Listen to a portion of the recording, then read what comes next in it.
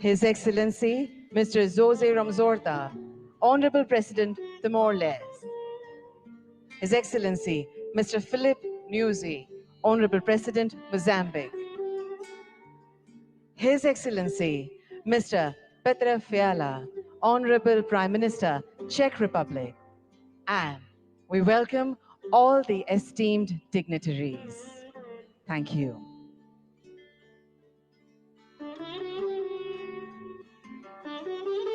નમસ્કાર સુસ્વાગતમ આપ સૌનું આજના આ વિશેષ અવસર પર ભાવભર્યું સ્વાગત છે.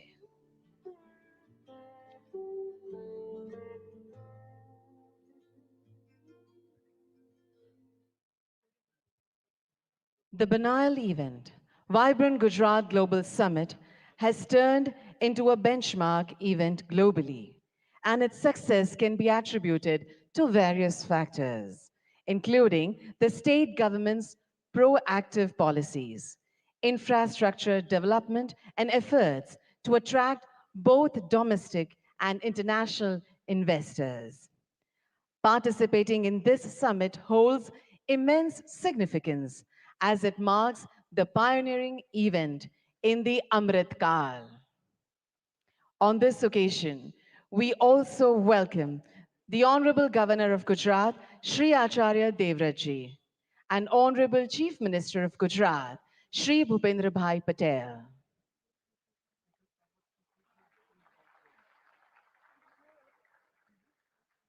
Thank you. We shall commence the significant inaugural session with a patriotic song, Jai Jai Garvi Gujarat, which was written by famous Gujarati poet Shri Narmad. The song that highlights the rich heritage, culture, bravery, and achievements of the land of Gujarat will be sung by world-renowned Shri Kirtidan Gadvi.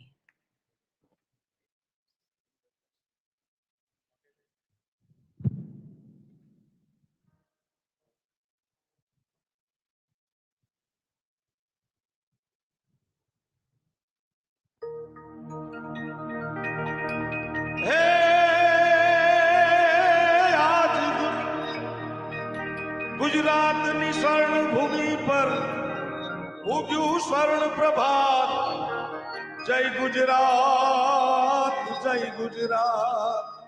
એ જય જય હો ગરવી Gujarat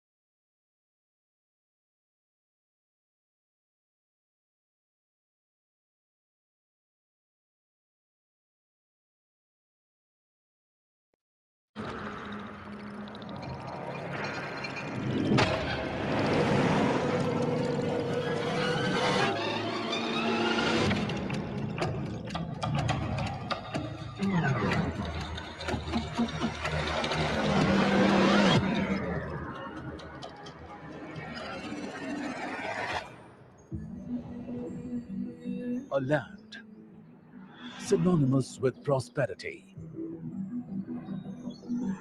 and growth, warmth and hospitality,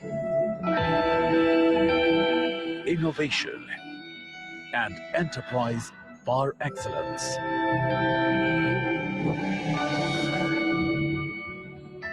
Whose people are committed to the realization of the infinite potential of humankind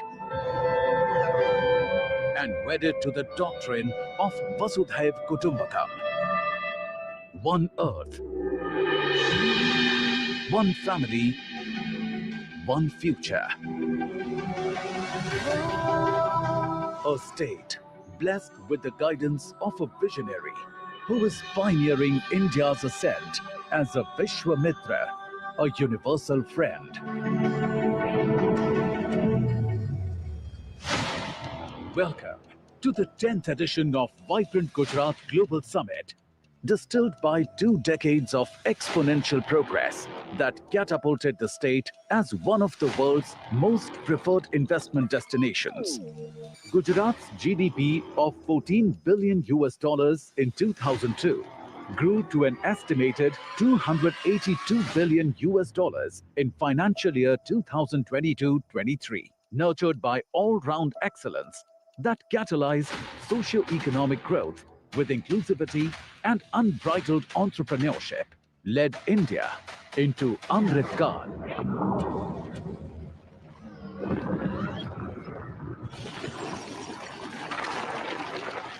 Envisioned in the face of adversity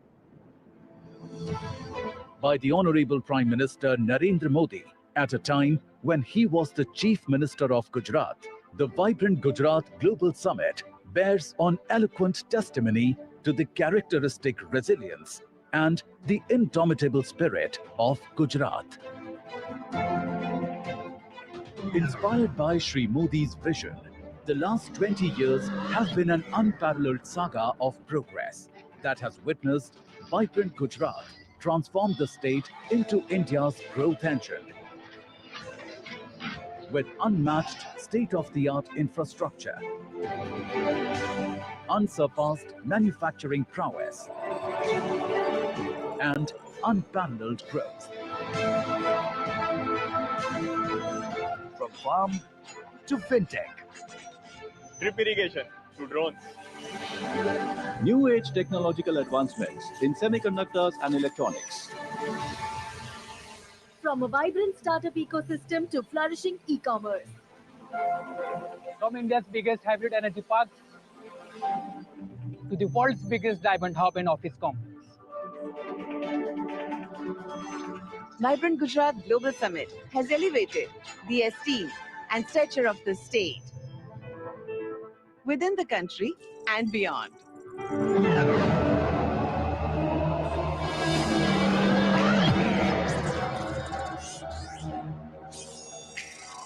Gujarat is fully geared up to spearheading Industry 4.0, heralding the new industrial revolution with human augmentation frameworks and smart manufacturing propelled with the PM Gati Shakti. The transformative approach for integrated and multimodal connectivity. See the world's tomorrow in the Gujarat of today, where Dholera Special Investment Region, a future-ready greenfield smart city, lays the foundation of modern regenerative economies. India's first bullet train is being built to usher in a dynamic ecosystem by fostering innovation and adaptability. Artificial intelligence, robotics, and intelligent supply chain orchestration leverage symbiotic growth paradigm and a future-ready landscape with 80% of India's rooftop solar.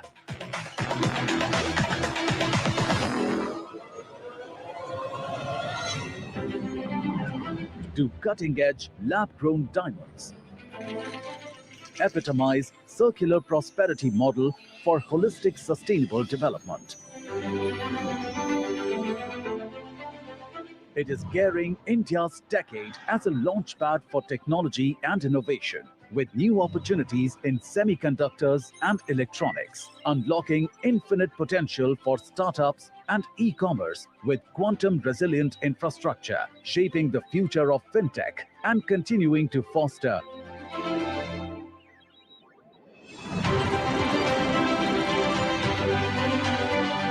medium, small, and micro enterprises with a special focus on enhancing ease of doing business, empowering of women entrepreneurs, and creating eco-innovation hubs. A buzz with green infrastructure integration, Gujarat's commitment to harmonious urbanization is transforming every harbour into a gateway of prosperity. It is transitioning to still greater heights in sustainability with vast spaces of renewable energy, an exciting hub for green energy including green hydrogen, electrolyzers, renewables and EV manufacturing. Gujarat strides forward towards mitigating carbon footprint as a beacon for clean solutions and net zero.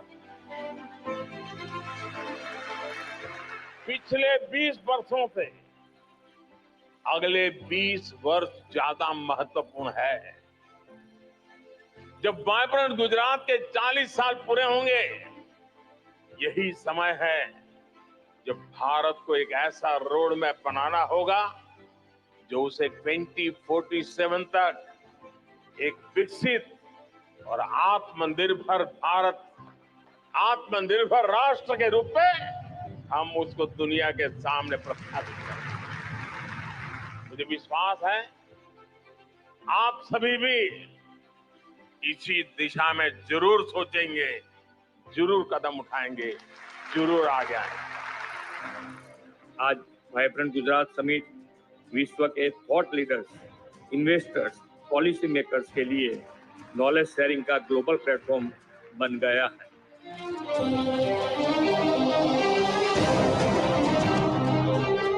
Welcome to the Vibrant Gujarat Global Summit 2024. Welcome to the gateway of a greener earth, richer life, smarter business.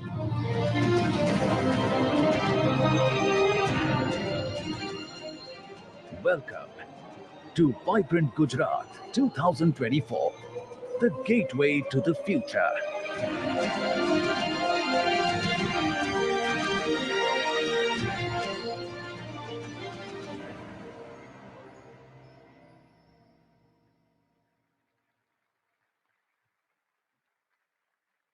Thank you. With the attributes like transparency, inclusivity, efficiency, empathy, and accountability, the Honorable Chief Minister of Gujarat, Shri Bhupendra Bhai Patel, has steered the state of Gujarat towards progress, ensuring equitable development in all the sectors. Under the prudent governance and pro-business policies of his government, Gujarat has made robust progress. We would like to welcome the Honorable Chief Minister of Gujarat, Shri Bhupendra Bhai Patel, for his address.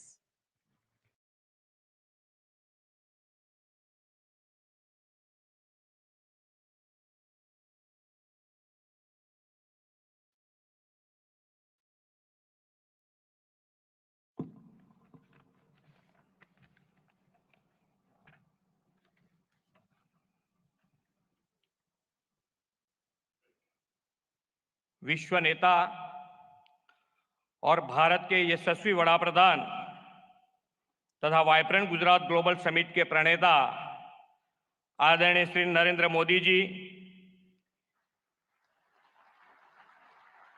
इस कार्यक्रम के मुख्य अतिथि His highness Sheikh Mohamed bin Zayed Al Nahyan, president UAE, His Excellency Jose Ramos Horta, President Timor-Leste, His Excellency Philip Nyusi, President Republic of Mozambique, His Excellency Petra Fiala, Prime Minister Czech Republic, इस summit के partner countries के माननीय ministers, विश्व के विविध देशों से पधारे एम्बेसडर्स, गुजरात के माननीय गवर्नर आचार्य देवव्रत जी, माननीय केंद्रीय मंत्रीगण और गुजरात के मेरे सहयोगी मंत्री, मैं आप सभी को गुजरात की धरती पर हृदय से स्वागत करता हूं। वाइब्रेंट समिट के पायोनियर एंड आर्किटेक्ट आदरणीय प्रधानमंत्री श्री नरेंद्र मोदी ने वाइब्रेंट समिट को बिजनेस ब्रांडिंग के साथ बॉन्डिंग का भी समिट कहा है। आज यहां आप सभी की गौरवमयी उपस्थिति प्रधानमंत्री श्री की इस बात को चरितार्थ करती है। वाइब्रेंट गुजरात ग्लोबल समिट 2024 के खास बनाने वाले 34 पार्टनर कंट्रीज और 16 पार्टनर ऑर्गेनाइजेशन के प्रतिनिधियों का 130 से अधिक देशों के डेलीगेट्स का भी मैं सम्मान के साथ स्वागत करता हूं। Global industries and business community के चेयरपर्सन, सीईओज तथा सीनियर रिप्रेजेंटेटिव्स का भी गुजरात की धरती में स्वागत है। भारतीय संस्कृति के वसुधैव कुटुंबकम, एक पृथ्वी, एक परिवार, एक भविष्य के विचार को प्रधानमंत्री श्री नरेंद्र भाई मोदी ने विश्व तक पहुंचाया है। माननीय प्रधानमंत्री श्री नरेंद्र मोदी जी के नेतृत्व में हाल ही में संपन्न हुई भारत की G20 प्रेसिडेंसी भारतवासियों के लिए एक बड़ी उपलब्धि रही है। आज गुजरात ने विश्व व्यापार, वाणिज्य एवं औद्योगिक क्षेत्र में प्रमुख स्थान हासिल किया है। यह आदरणीय श्री नरेंद्र भाई मोदी के दूरंदेशी तथा कुशल नेतृत्व का ही परिणाम है। आज हम सब वाइब्रेंट गुजरात ग्लोबल समिट 2024 को सफल बनाने के विश्वास के साथ यहाँ एकत्र हुए हैं। 21वीं सदी की शुरुआत में कई चुनौतियों से घिरे गुजरात को तत्कालीन मुख्यमंत्री श्री नरेंद्र भाई मोदी ने वाइब्रेंट समिट के माध्यम से आशा की नई किरण दिखाई थी। 2003 में वाइब्रेंट गुजरात जैसे ये विजनरी इवेंट का प्रारंभ करते हुए आदरणीय श्री नरेंद्र भाई ने कहा था, Gujarat can and Gujaratis will. आज यह समिट 2 दशक की असीम सफलता से पूरे विश्व के लिए नॉलेज शेयरिंग तथा नेटवर्किंग का सम्मानित मंच बन गया है। आज हम बड़े गौरव से कह सकते हैं कि आपकी प्रेरणा से ही Gujarat best destination for investment तथा देश के विकास का ग्रोथ इंजन बन गया है। आदरणीय नरेंद्र भाई जी हर वाइब्रेंट समिट में गुजरात के वर्ल्ड क्लास डेवलपमेंट का विजन और नई पहलों की परिकल्पना हमें दी है। आप ही के मार्गदर्शन और नेतृत्व में गुजरात ने इसे भली भांति साकार किया है।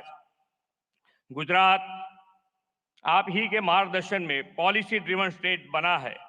हम हमारी पॉलिसी के प्रति कमिटेड हैं। हम हर कमिटमेंट को ऑनर करते हैं। प्रधानमंत्री जी ने गुजरात में ग्लोबल फाइनेंस एक्टिविटी शुरू करने का विजन दिया और परिणाम स्वरूप उनके मार्गदर्शन में गिफ्ट सिटी आज वर्ल्ड की अनेक बड़ी फाइनेंशियल और फिनटेक कंपनियों का हब बन गया है।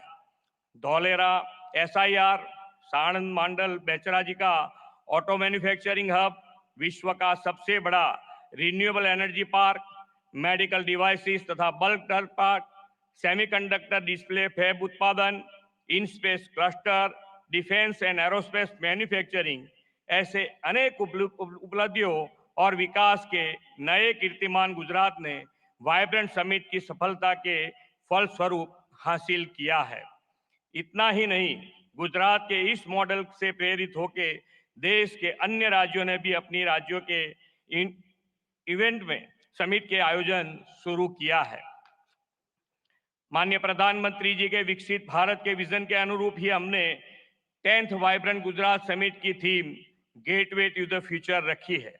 यह समिट भारत के अमृत काल का पहला समिट है और यह प्रधानमंत्री जी की विभिन्न राष्ट्रीय प्राथमिकताएं सेमीकंडक्टर और electronics, green hydrogen, renewable energy, electric mobility, MSME और स्किल डेवलपमेंट पर फोकस्ड है। मुझे यह बताते हुए अत्यंत खुशी हो रही है कि इस वाइब्रेंट समिट के उपलक्ष्य में हो रहे एमओयूज की 50% एमओयूज ग्रीन एमओयूज हैं। क्लाइमेट चेंज की चुनौतियों का सामना करने और पर्यावरण की रक्षा के प्रधानमंत्री जी के विजन को साकार करते हुए ग्रीन ग्रोथ, रिन्यूएबल एनर्जी और सस्टेनेबल डेवलपमेंट के प्रति हमारी प्रतिबद्धता ये एमओयू दर्शाती है। आर्थिक विकास पर बल देने के साथ गुजरात सरकार ने हमेशा सोशल सेक्टर डेवलपमेंट और क्वालिटी ऑफ लाइफ पर भी ध्यान केंद्रित किया है। देश के इस अमृत काल में आयोजित हो रहा यह वाइब्रेंट समिट हमारे लिए अमृत भविष्य का रोड मैप तय करेगा। इस अमृत भविष्य के निर्माण में हमारा सहयोग देने इस वाइब्रेंट समिट में विश्व के अनेक राष्ट्र जुड़े हैं।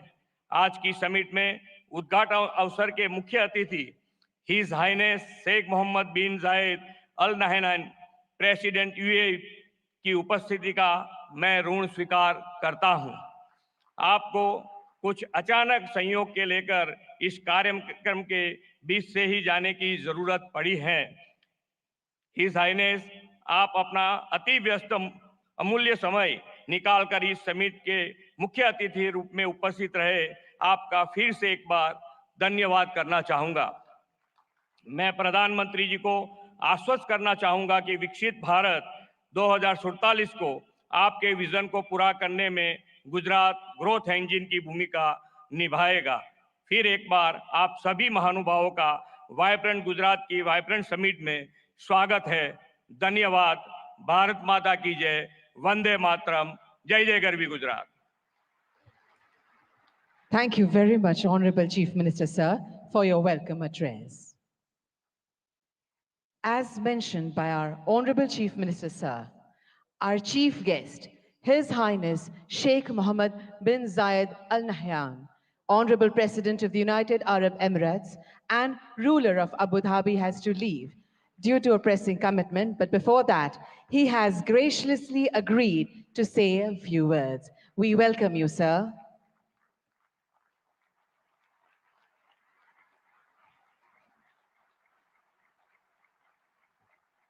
Thank you.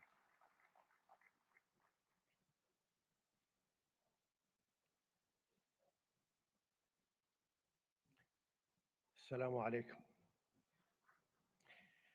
في البداية أشكر رئيس وزراء ولاية جوجرات على هذه الكلمة القيمة، كما أشكر صديقي وأخي العزيز رئيس الوزراء الهندي على دعوته الكريمة لحضور هذه القمة التي أسسها هو شخصياً عام 2003، وأصبحت منصة عالمية لتبادل الخبرات والمعلومات حول تطوير الاقتصاد والاستثمار.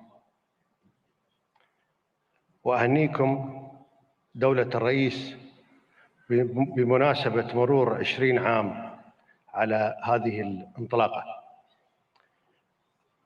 سيدي، نحن سعداء جدا بالمشاركة مع أصدقائنا في الهند والعالم في هذه القمة لنبعث جميعا ما يسعد شعوبنا ويطور دولنا.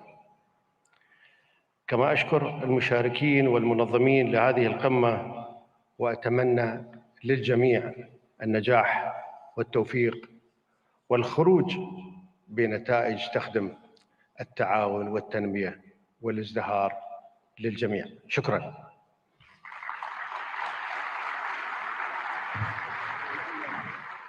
Thank you, Your Highness.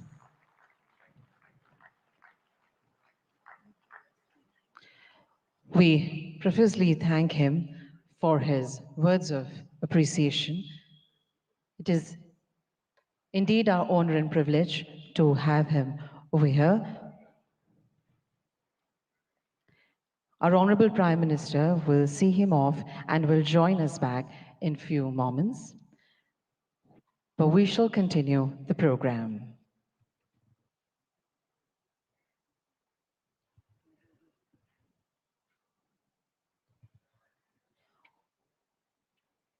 On this occasion, we have with us some eminent captains of industry. We would like to request them to address the gathering and share their insightful perspectives, enriching this prestigious summit with their profound knowledge and vision. We would like to invite Shri Lakshmi Mittal, Chairman, ArcelorMittal, for his address.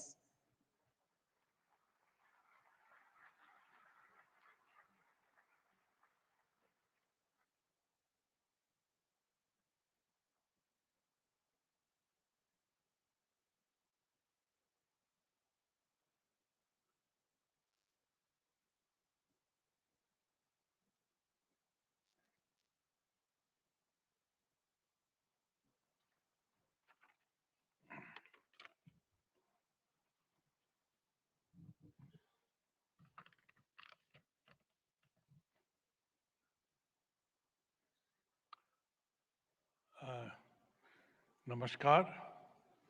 प्रधानमंत्री जी अभी हैं नहीं, शीघ्र ही आते होंगे, but मैं मुख्यमंत्री Shri Bhupendra bhai Patel ji, governor Acharya Devvrat ji and मेरे साथियों एंड ऑनरेबल डिग्निटरीज, पिछले साल सितंबर में वाइब्रेंट गुजरात की 20वीं एनिवर्सरी पे मैं यहाँ आया था और प्रधानमंत्री जी ने बताया कैसे आइडियाज़, इमेजिनेशन और प्रोसेस कंटिन्यूटी के आधार पर इस मेगा ग्लोबल इवेंट को एक इंस्टीट्यूशनलाइज्ड स्ट्रक्चर मिला है। प्रधानमंत्री जी ने उस वक्त ये बताया कि कैसे one earth, one family, one future की सच्ची भावनाओं को लेकर भारत की प्रतिष्ठा कैसे बढ़ेगी और हर इंटरनेशनल फोरम में पूरे ग्लोबल साउथ की आवाज को भी मजबूत किया है। माननीय मुख्यमंत्री भाई पटेल जी, मैं आपको भी डेवलपमेंट को आगे रखने और इन्वेस्टमेंट्स को आकर्षित करने और एडमिनिस्ट्रेशन को स्तर ऊंचा उठाने के लिए बधाई देता हूं। गुजरात में fair, transparent and policy driven governance की एक पहचान रही है और जिसमें मेरी कंपनी ने भी अनुभव किया है। स्टील किसी भी राष्ट्र के आत्मनिर्भरता में एक बड़ी भूमिका निभाता है, क्योंकि ये infrastructure development, urbanisation, renewable sectors, automotive industry, electric vehicles, defence, railways आदि में बहुत उपयोग होता है। ग्लोबल टेक्नोलॉजी को सर्वोत्तम रूप से लाकर हम हाई एंड प्रोडक्ट्स को डेवलप कर रहे हैं, जो एसएमई से स्टार्टअप तक के स्टील कंज्यूमर्स को कॉम्पिटिटिव बनाने में मदद कर रहा है। गुजरात ने आज से 4 साल पहले आर्सलरमित्तल निप्पन स्टील इंडिया का स्वागत किया था और 2021 में प्रधानमंत्री जी ने और मुख्यमंत्री ने हमारे हजीरा एक्सपेंशन प्रोजेक्ट की भूमि पूजन की थी। मुझे ये बताते हुए गर्व हो रहा है कि ये एक्सपेंशन प्रोजेक्ट तेजी से बढ़ रहा है और लक्ष्य के अनुसार इसका फेज 1 2026 में पूरा हो जाएगा। आज वाइब्रेंट गुजरात 2024 के इस मौके पर हमने सेकंड फेज के लिए एमओयू साइन किए हैं। जब ये प्रोजेक्ट 2029 में पूरा होगा तो 24 million tonne crude steel production की क्षमता के साथ आर्सलरमित्तल निप्पन स्टील इंडिया का हजीरा साइट विश्व के सबसे बड़े single location integrated steel plant में से एक बन जाएगा। हमें पूरा भरोसा है कि गुजरात सरकार के सहयोग के साथ हम इस प्रोजेक्ट को अगले 5 साल में पूरा करने में सफल होंगे।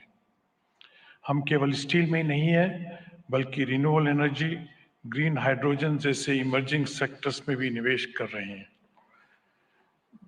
मैं ये कहना चाहता हूँ कि हम देश के लिए अगला 20 साल बहुत महत्वपूर्ण है और मैं आप सब लोगों को विश्वास दिलाना चाहता हूँ कि आत्मनिर्भर और विकसित भारत के 2047 के विजन को पूरा करने के लिए हम रेडी हैं।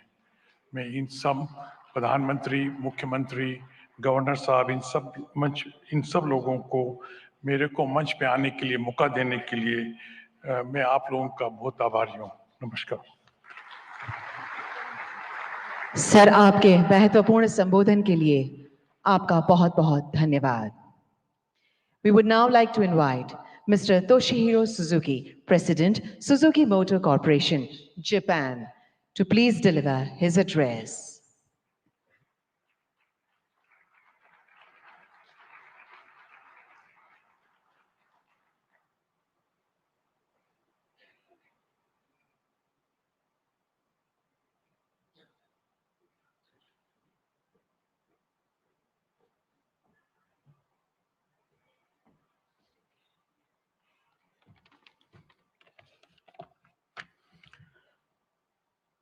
Honorable Prime Minister, Mr. Narendra Modi, and all senior guests, good morning and namaskar.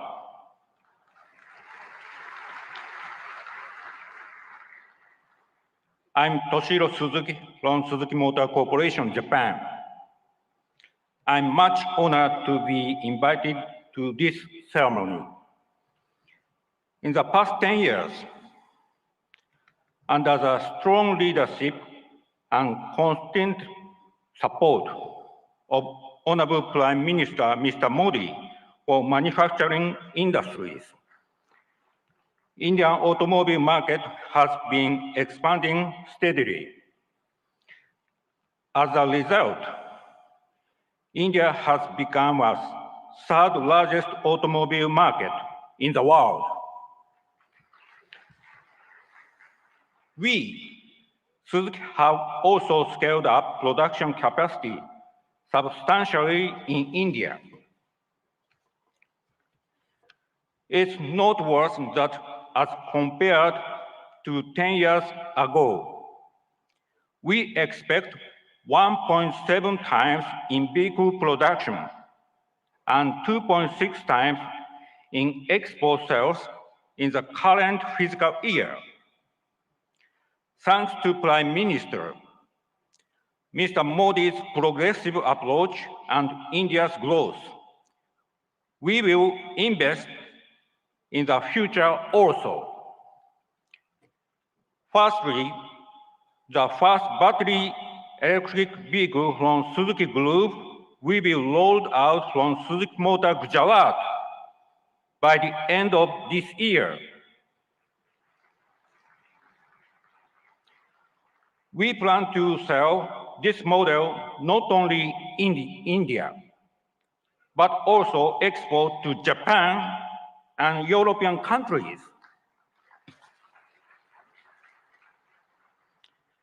Secondly, to expand our BEV production in future, Suzuki Group will invest 3,200 crore rupees in Suzuki Motor Gujarat to add a new fourth production line,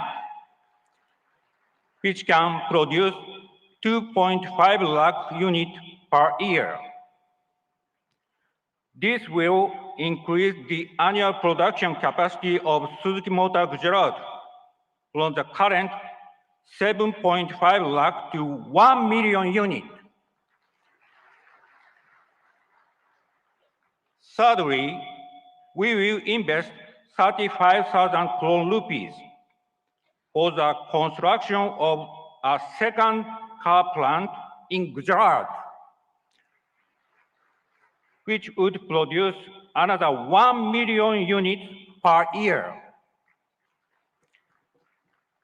As a result, the annual production capacity in Gujarat will be 2 million units, namely 1 million units at SMG and 1 million units at the second new plant. Finally, as far as reduction of greenhouse gas emission is concerned, our effort will be through a multi-pathway approach. That means, in addition to vehicle electrification, we will offer multiple options, such as compressed natural gas, biogas, bioethanol, and green hydrogen. Taking advantage of India's animal wealth, we will start production of biogas from cow dung.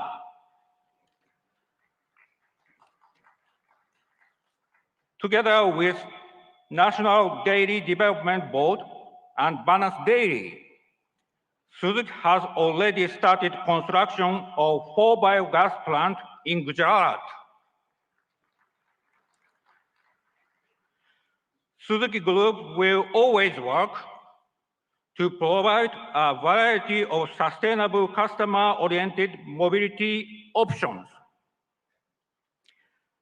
Thank you for your kind attention. Thank you very much, sir. We would like to invite Shri Mukesh Ambani, Chairman, Reliance Industries Limited.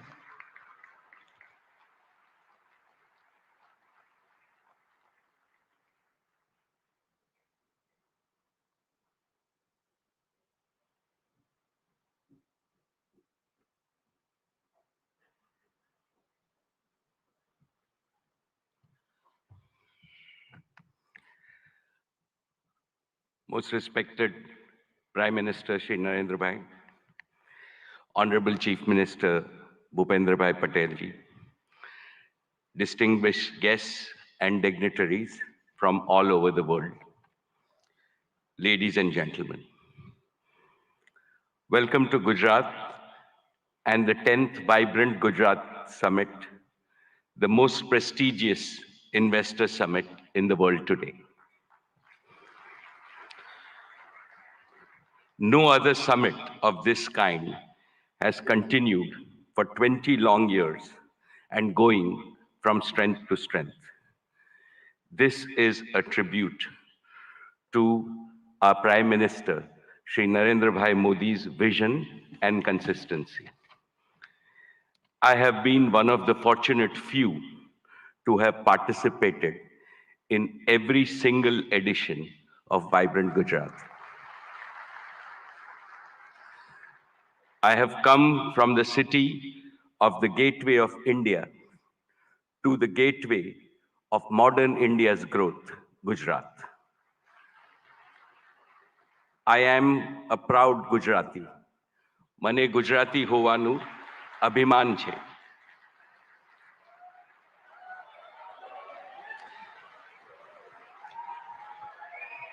When foreigners think of new India, they think of a new Gujarat, Navu Gujarat. How did this transformation happen? Because of one leader, our beloved leader who has emerged as the greatest global leader of our times. And he is Shri Narendra Bhai Modi, the most successful Prime Minister in India's history.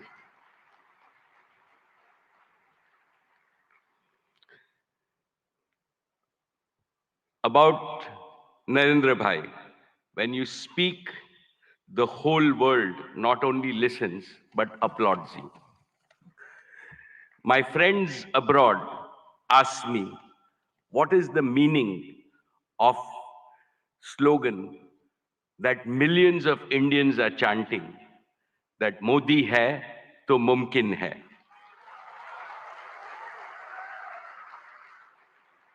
I tell them,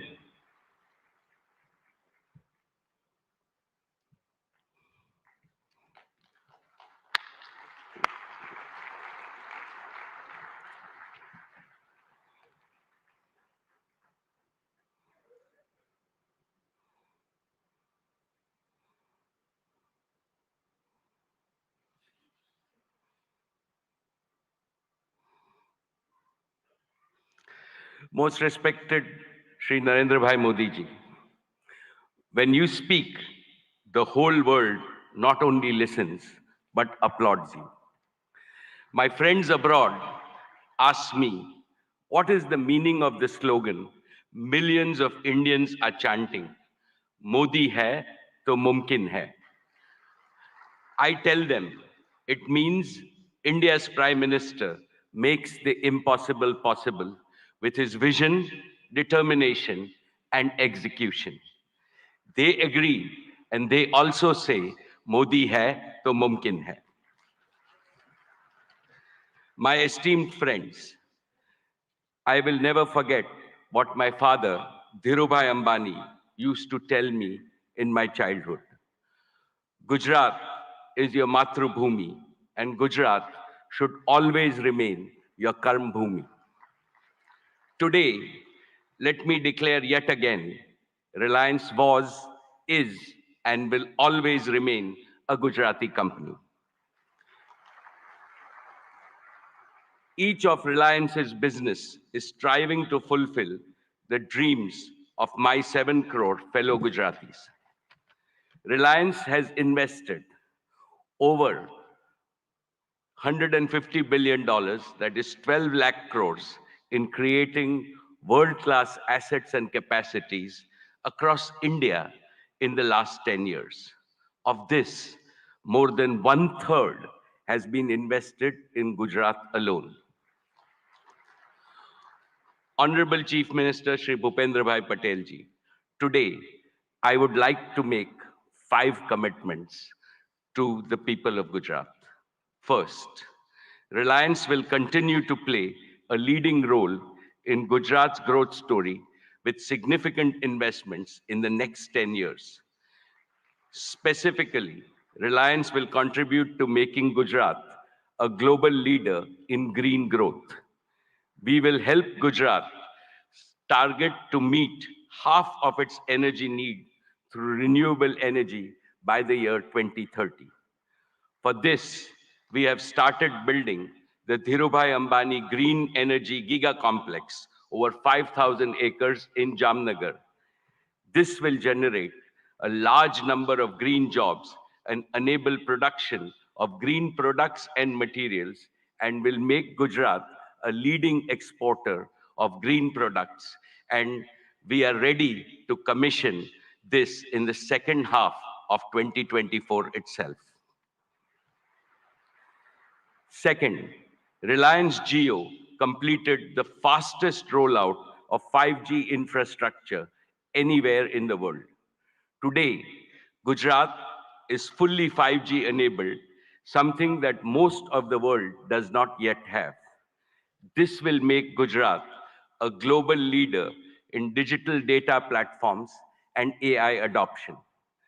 5G-enabled AI revolution will make Gujarat's economy more productive, more efficient, and more globally competitive.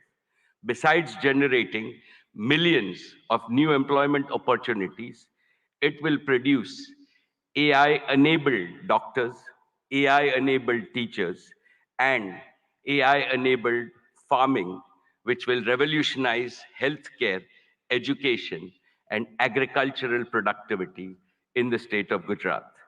This will benefit every Gujarati in urban as well as rural areas, since to my mind, AI also means an all-inclusive growth.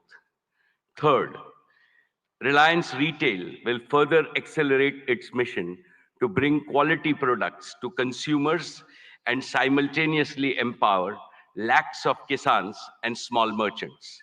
Our retail business improves the quality of life of all households of Gujarat with better products and services. Fourth, Reliance will make Gujarat a pioneer in new materials and the circular economy. As a first step, Reliance is setting up India's first and world-class carbon fiber facility at Hazira. And finally, fifth, Prime Minister Modi ji has announced that India will bid for 2036 Olympics. In preparation for that, Reliance and Reliance Foundation will join forces with several other partners in Gujarat to improve education, sports, and skills infrastructure that will nurture the champions of tomorrow in various Olympic sports. Most respected Prime Minister Narendra Bhai Modi ji, before I conclude, permit me to articulate a conviction that resides in the heart of everyone in this hall and most Indians. As Chief Minister of Gujarat, you used to say, Bharat ke vikas ke liye Gujarat ka vikas.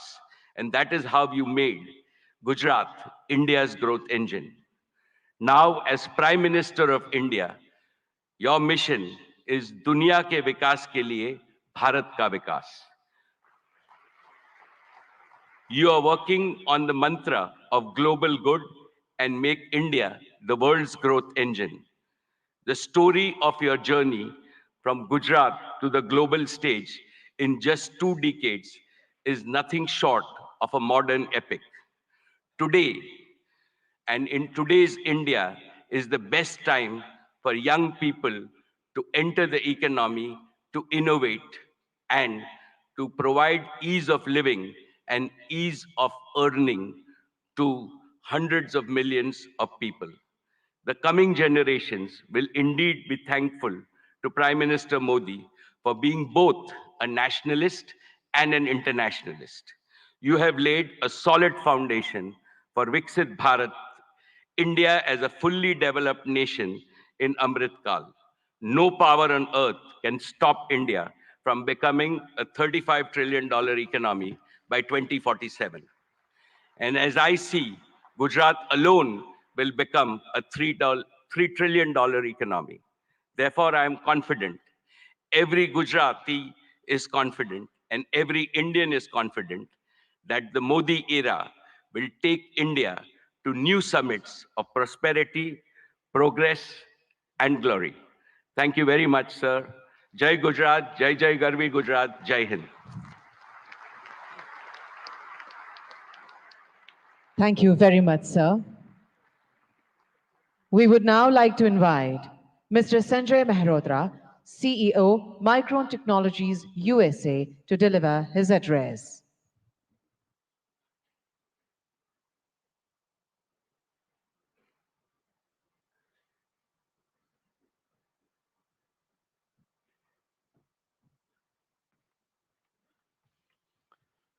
Namaste and good morning.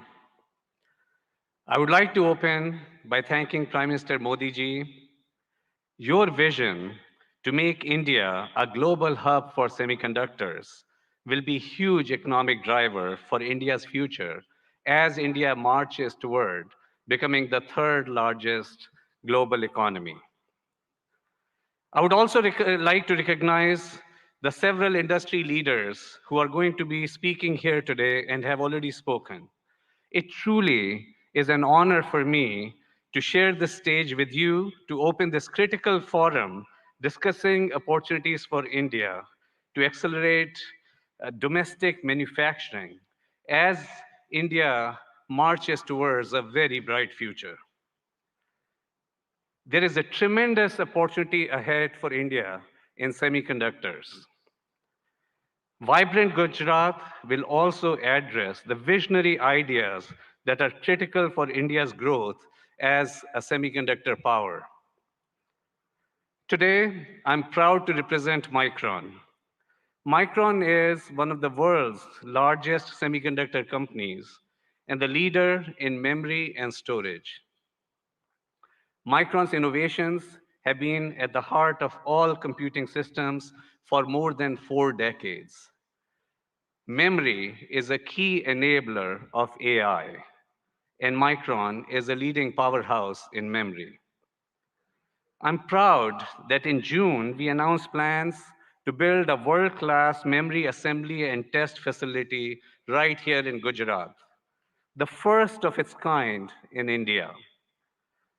I'm grateful to the Indian government and all the officials with the great support from Bhupendra Bhaiji and the central government and the state government, all that have been involved in making this investment possible. We have begun phased construction and proud to partner with Tata projects to build this world-class facility. In fact, I visited this facility just yesterday, and the construction is coming along very nicely. The first phase, 500,000 square feet of planned clean room space, will be operational by early 2025. Hiring has already begun, and we estimate that this project will create 5,000 new direct jobs for Micron here in Sanand, Gujarat, and will also create an additional 15,000 community jobs over the coming years. The combined investment by Micron and the government over the course of both phases could reach up to 2.75 billion US dollars. Government support will help fund the project and facilitate access to essential semiconductor infrastructure and resources, which will drive innovation and enhance local talent development. We see our investment helping initiate a cluster of semiconductor investment, building momentum that will benefit India's manufacturing goals. We are hopeful that our investment will help catalyze other investments in the sector, strengthen India's manufacturing capability, drive innovation, and support broader job creation. In fact, I'm pleased that my good friend Jeffrey Chan, who's going to be speaking here soon of Simtech, is considering bringing his substrate manufacturing capabilities here to Gujarat in support of Micron's plant here. This is an example of the ecosystem, the cluster that Micron is capable of generating as an anchor semiconductor company here in Gujarat, here in India. We are proud to partner with India to bring advanced semiconductor memory assembly and a greater technology manufacturing ecosystem to Gujarat. Together, we are building the future of technology manufacturing, not just for Micron, not just for Gujarat, not just for India, but for the world. Thank you. Thank you very much, sir. We would now like to invite Shri Gautam Adani, Chairman, Adani Group.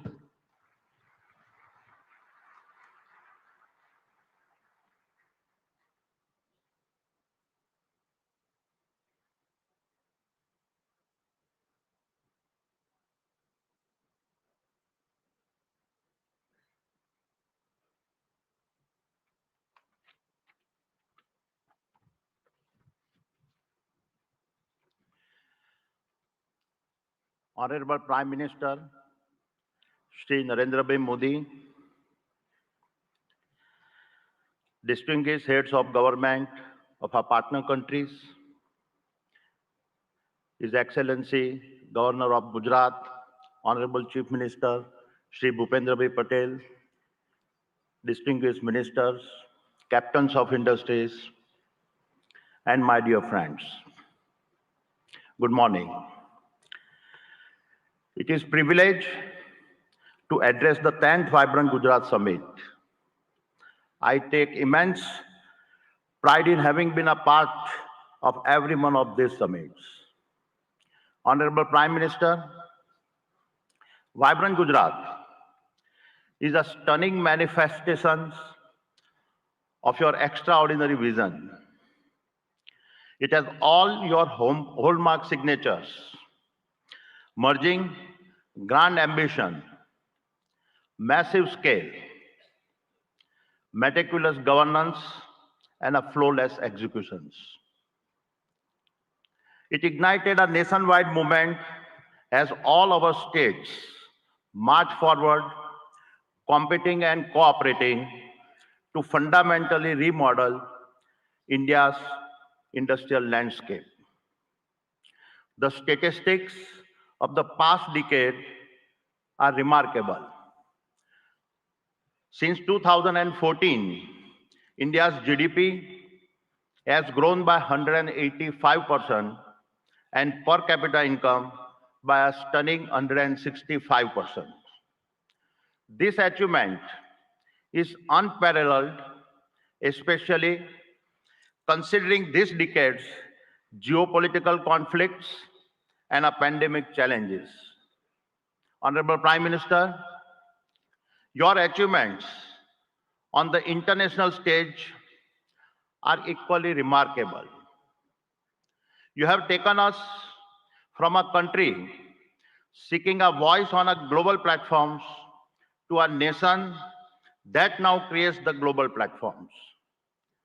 The Solar Alliance platform, an initiative you conceptualized, and your leadership at the G20 platform set a benchmark for a more inclusive world order.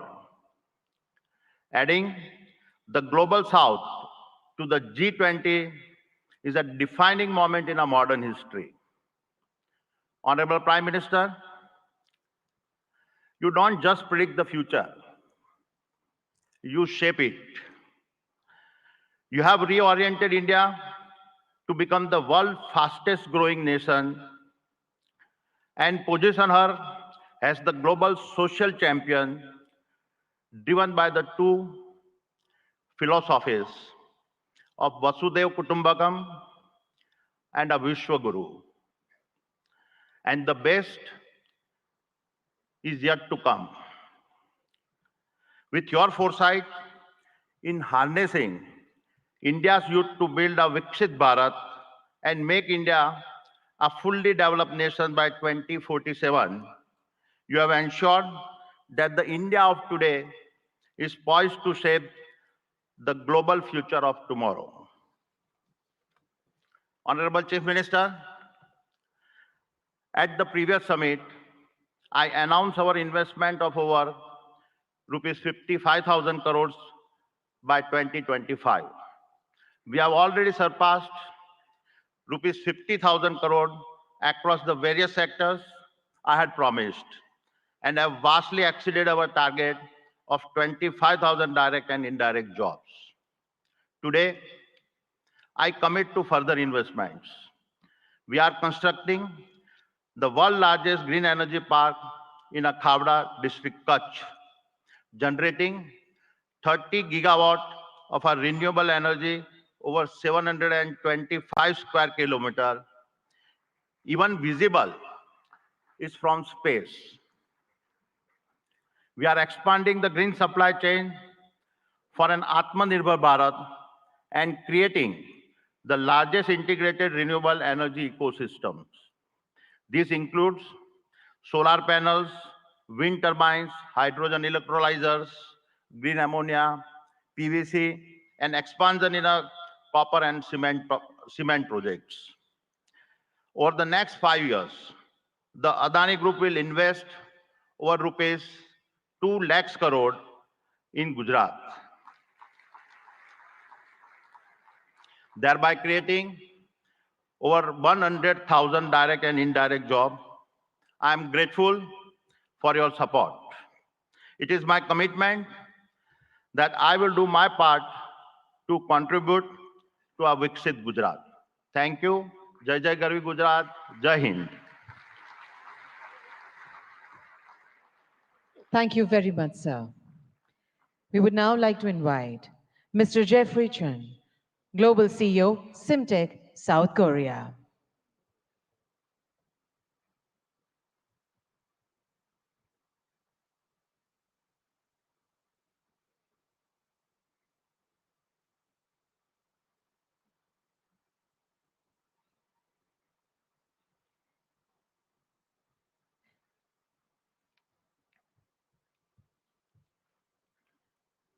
Good morning. Thank you, Honorable Prime Minister, Head of State Government, Union and State Ministers, senior officials of Government of India, and the State Government of Gujarat for hosting Vibrant Gujarat Global Summit 2024. It is my great honor to participate in this event and given the opportunity to interact with global and national industry leaders, and other distinguished guests. As a supply chain partner for the semiconductor assembly and test industry, we, SIMTech, provide the best-in-class semiconductor packaging, IC substrates, and high-density interconnect printed circuit boards to our industry-leading customers. We are very excited to share our own angle to the India project as a co-location investment. Following our major customer, Micron's project in the state of Gujarat. I would like to emphasize that this is not our first time supporting our key customers' supply chain network with co-location investment. We have already done our project with Micron in China more than 10 years ago. We have recently executed another project in Malaysia together. Through these projects, we have proven to the market that co-location investment really boosted the growth of a semiconductor ecosystem in the region. And that it also helped our business to settle in the initial stage of the investment, which would not have been possible without the support of the next door neighbor like Micron. Vibrant Gujarat Global Summit 2024 showcases the global movement of creating a new supply chain network in a fast-growing nation like India. And SIMTech, as a company from Korea, is very proud to be part of this movement to achieve a new milestone, making a prosperous Gujarat for self-reliant India supply chain. We are now preparing for another round of co-location investment in India, following Micron's investment plan in Gujarat state. And I'm very pleased to share the progress with the audience today that with the support from the central and state government, we are ready to make an investment, a significant investment in India and create thousands of job opportunities for high-skilled talents in the state of Gujarat together with Micron. And most of all, elevating the India's PCB and IC packaging substrate industry to another level to make India's presence in the semiconductor supply chain network much stronger. We really look forward to further supporting our customers' supply chain, both in India and globally. And we will further enable India's domestic players to be part of the global supply chain ecosystem. Thank you very much. Thank you very much, sir. We now invite Shri N. Chandrasekharan, Chairman, Tata Sons Limited, for his address.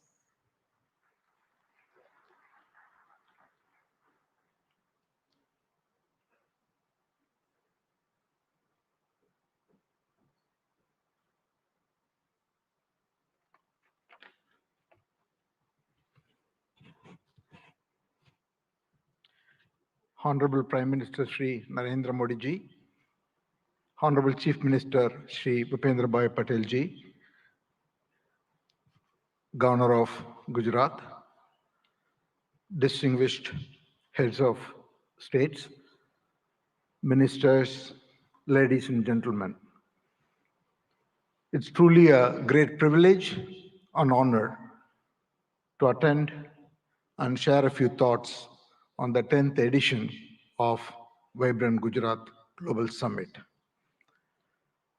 The steady and spectacular progress of Gujarat consistently over such a long period of time clearly demonstrates the visionary leadership and the mindset of our Honorable Prime Minister Narendra Modi ji. Thank you, sir, for your leadership to Gujarat and to the whole country and to all of us. The impact of economic development has also resulted in tremendous social development. Gujarat clearly has established itself as the gateway to the future. For the Tata Group, Gujarat is a very special place. The Tata Group's origins started in Navsari, the birthplace of our founder Jamshedji Tata. The Tata Group started its presence here in 1939 with Tata Chemicals, 85 years ago. Today, 21 of our Tata Group companies have a very strong presence, from Tata Power, Tata Motors, Tata Consultancy, our defense company Advanced Systems, Hotel, Tata Steel, and all our retail companies, and Air India, and many other companies. The group employs over 50,000 people in the state of Gujarat. Recently, we have made significant commitments to expand our presence in the state of Gujarat. Sanand is becoming home for all our electric vehicles technology. We expanded the footprint in Sanand with additional capacity so that we can meet the growing demands of the electric vehicles. We concluded and are about to launch the building of a huge gigafactory for 20 gigawatts of lithium-ion batteries in Sanand. The project should start construction in the next couple of months. Then we also are building the C-295 defense aircrafts, initially in Vadodara and then in Dholera, and that work is going on full swing. The Tata Group has also made a commitment and is on the verge of concluding and announcing a huge semiconductor fab in Dholera. And we are about to complete these negotiations and start in 2024.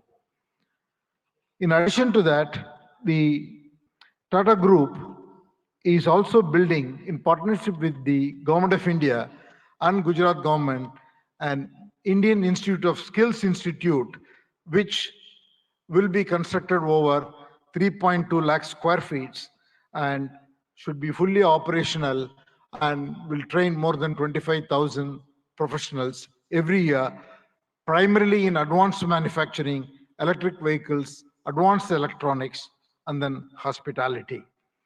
And the project's first phase will be launched in March 2024. In all, we see Gujarat as a very, very important destination, not only for business growth, but for the future advanced technology industries that India is looking to grow at.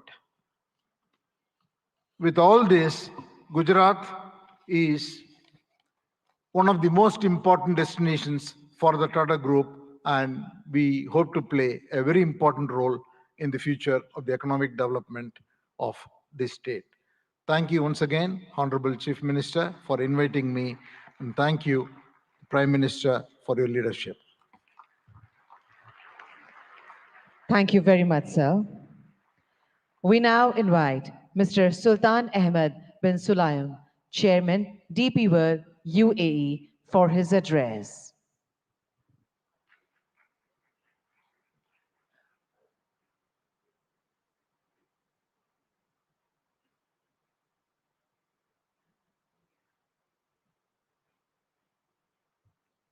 Honorable Minister Shri Narendra Modi, Honorable Chief Minister of Gujarat Shri Bhupendra Patel, dignitaries of Government of India, UAE, and partner countries, Distinguished guests, good morning. It's a great honor and a privilege to address the inaugural session of the 10th edition of the Vibrant Gujarat Global Summit. It is heartening to see Honorable Prime Minister Modi's vision of Vibrant Gujarat became a reality. I would like to congratulate and thank the Government of Gujarat, led by Honorable Chief Minister Bhavendra Patel, for organizing this summit and inviting me. The 10th edition of the Vibrant Gujarat Summit truly showcases its exponential rise as India's premier business forum, guiding the nation to Honorable Prime Minister's vision of Viksit Bharat 2047. Gujarat also have been a pioneer in developing and promoting various industrial clusters and states, such as the Gujarat International Finance Tech City, the Dholera Special Investment Region, and the Gujarat Maritime Cluster, truly acting as the gateway to the future. Gujarat has a special place within the strong bilateral ties between UAE and India.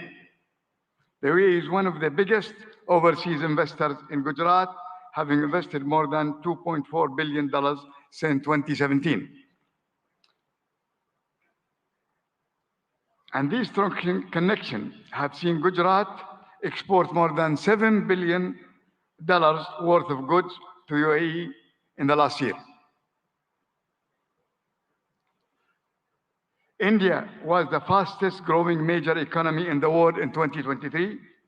This growth is set to continue under the strong leadership of Honorable Prime Minister Modi and Honorable Chief Minister Patel. Through investment and initiative like Gati Shakti, Gujarat and India will continue to realize their potential economic powerhouses. Like the Vibrant Gujarat Summit, DP World also started our operation in Gujarat in 2003 with the opening of the Mundra International Container Terminal.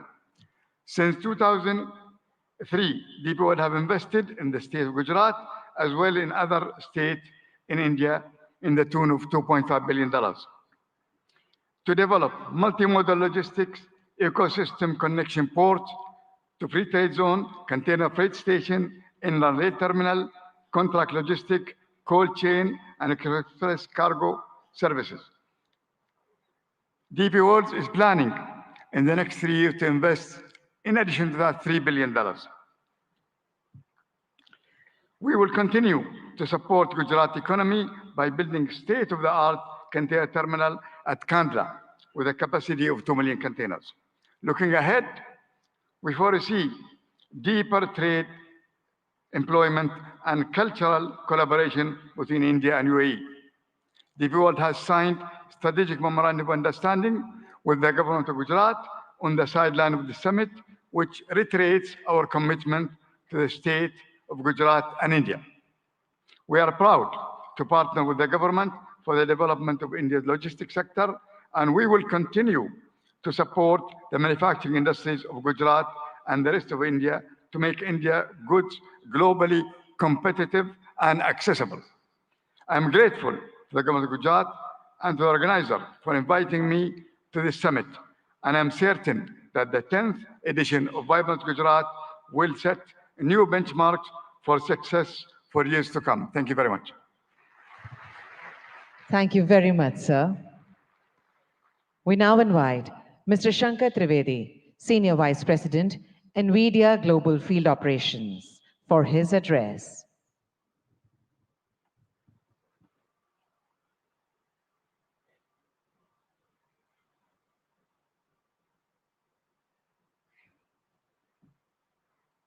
Namaste.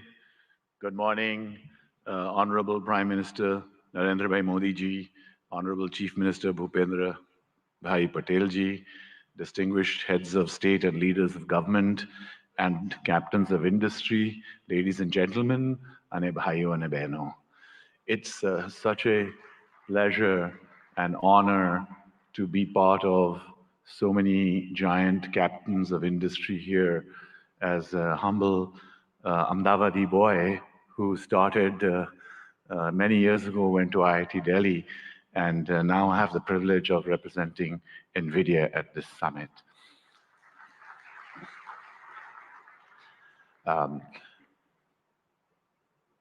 Generative AI is going to change the way we work, the way we do business, the way we govern, the way we live. Just like the internet starting 30 years ago and the mobile revolution starting 25 years ago, the generative AI revolution will also do the same. Generative AI is going to affect all of you. More than 5 years ago, Prime Minister Narendra Modi ji invited my CEO Jensen Huang to deliver a lecture to all of the heads of Indian governments in the Vigyan Bhavan. It is the first time that a global leader actually talked about implementing of AI. Thanks to the leadership of Prime Minister Modi ji, it has been a catalyst to accelerate the adoption of generative AI in India and also here in Gujarat. Today, I want to give you 3 specific things that NVIDIA has actioned over the last few months.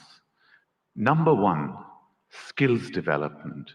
We have created digital content that can be delivered online and in person to hundreds of thousands of students, developers, researchers, and technical institutions.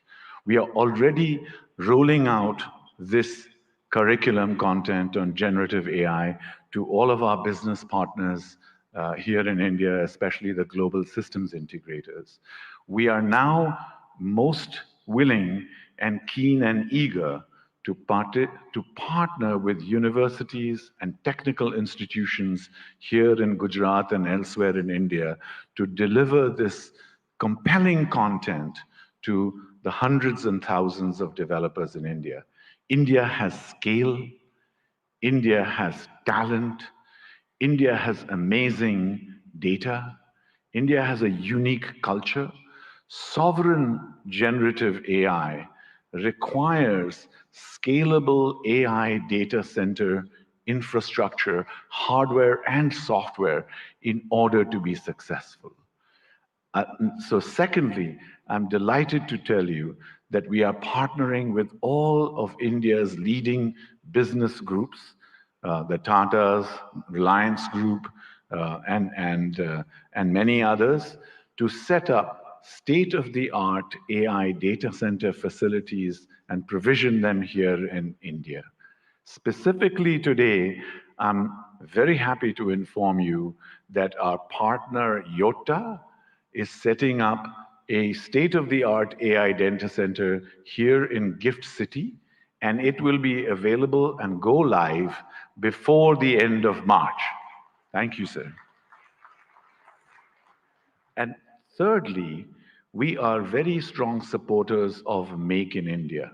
Make in India for India and Make in India for the world. Our partners such as NetWeb and others, Eviden, Atos, are actually already making state-of-the-art AI hardware for consumption here in India and elsewhere in the world. And we are working strongly with partners both in the upstream semiconductor and ecosystems such as Sanjay and his company at Micron and other semiconductor ecosystem partners, as well as downstream partners such as our system OEMs, our ODMs, our contract manufacturers, and other data center providers to establish a very strong AI electronics ecosystem in India, which can service not just here in India and Gujarat, but also the global economy. Thank you again, sir, and it's a pleasure and privilege to be here. Jai Hind, Jai Garvi Gujarat, and of course, God bless America too. Thank you. Thank you very much, sir. We now invite Mr. Nikhil Kamath, co-founder and CFO, Zerodha.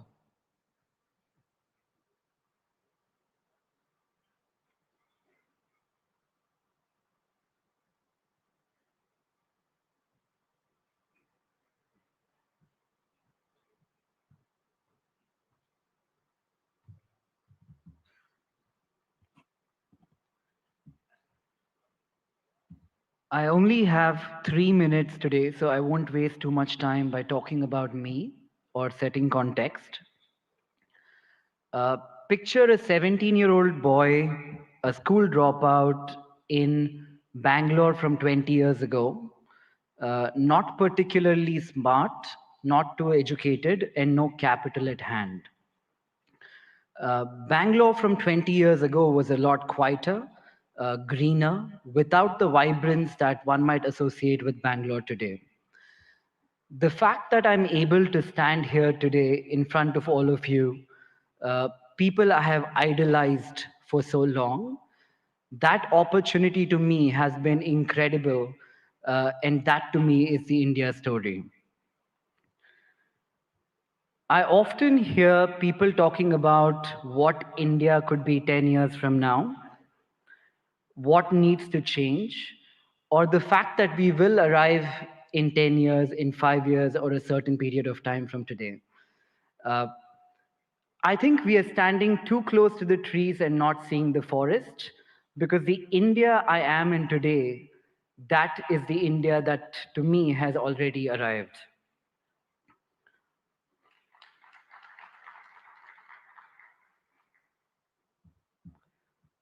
The opportunities the country threw to a 17-year-old boy, again with no education, no capital, or exceptionally smart, this, in my view, has not happened forever.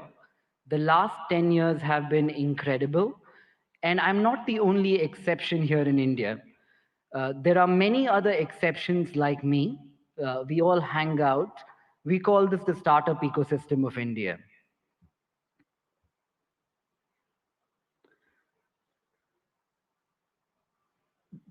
The big change in India from the last decade, in my opinion, also has been that entrepreneurship has moved from something that we have all watched around us, heard in movies, or thought could happen, something that we aspire to entrepreneurship today, which is something something that we all are actively trying. You could take an example of this being a housewife watching Shark Tank, a small-time shoe salesman selling online on Flipkart. These are not stories that existed 10 years ago. To that one man in the audience here today, who in my opinion has facilitated this stable ecosystem for people like me to thrive, and millions of other who we call the youth of India to thrive, I would like to say thank you, Modi ji, for having created this ecosystem for all of us.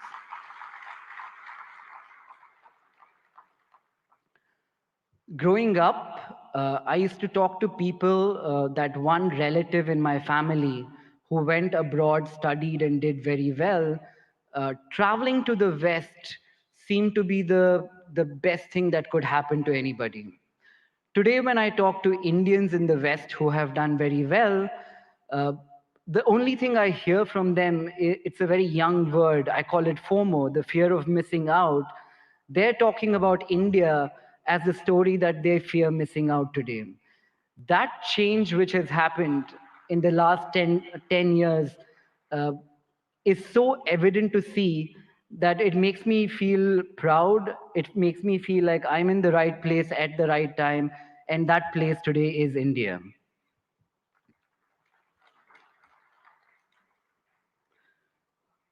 I often ask people, if their life was a book, what would they call the current chapter? It's a good question for all of us to ask ourselves. When I look at India and I ask myself, what would be this chapter in the book of India, the first word that came up in my mind was arrived.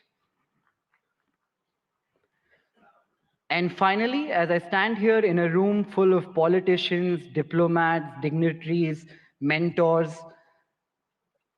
I don't look upon this ecosystem as potential, as the way I'm looking at this today is we're all potential partners in a story that could change the global economic landscape today, and that story is India.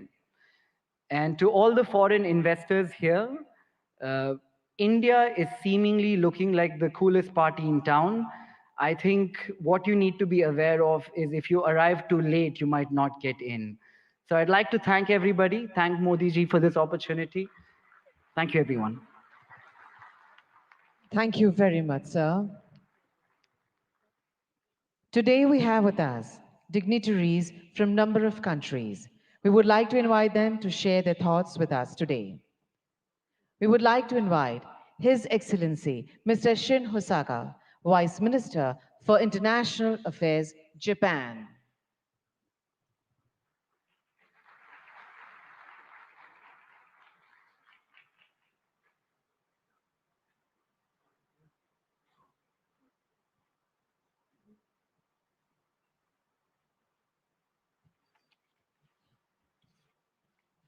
Namaskar. Good morning.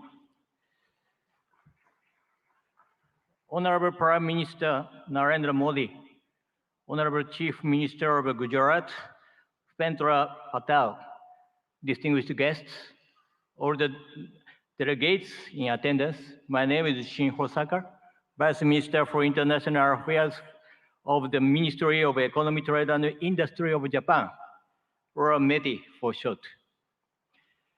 First of all, on behalf of the Japanese government, I'd like to express our gratitude to Prime Minister Modi for the letter to our Prime Minister Kishida expressing his condolences regarding the large earthquake January 1st in the Noto region in Japan. Thank you very much. Well, thank you for graciously inviting me to Vibrant Gujarat 2024. It's a great honor to have a speech in this Sunday event. With the world facing multiple crises that include natural disasters, climate change, and geopolitical tensions, firm international cooperation for addressing challenges on the global scale is taking on greater importance.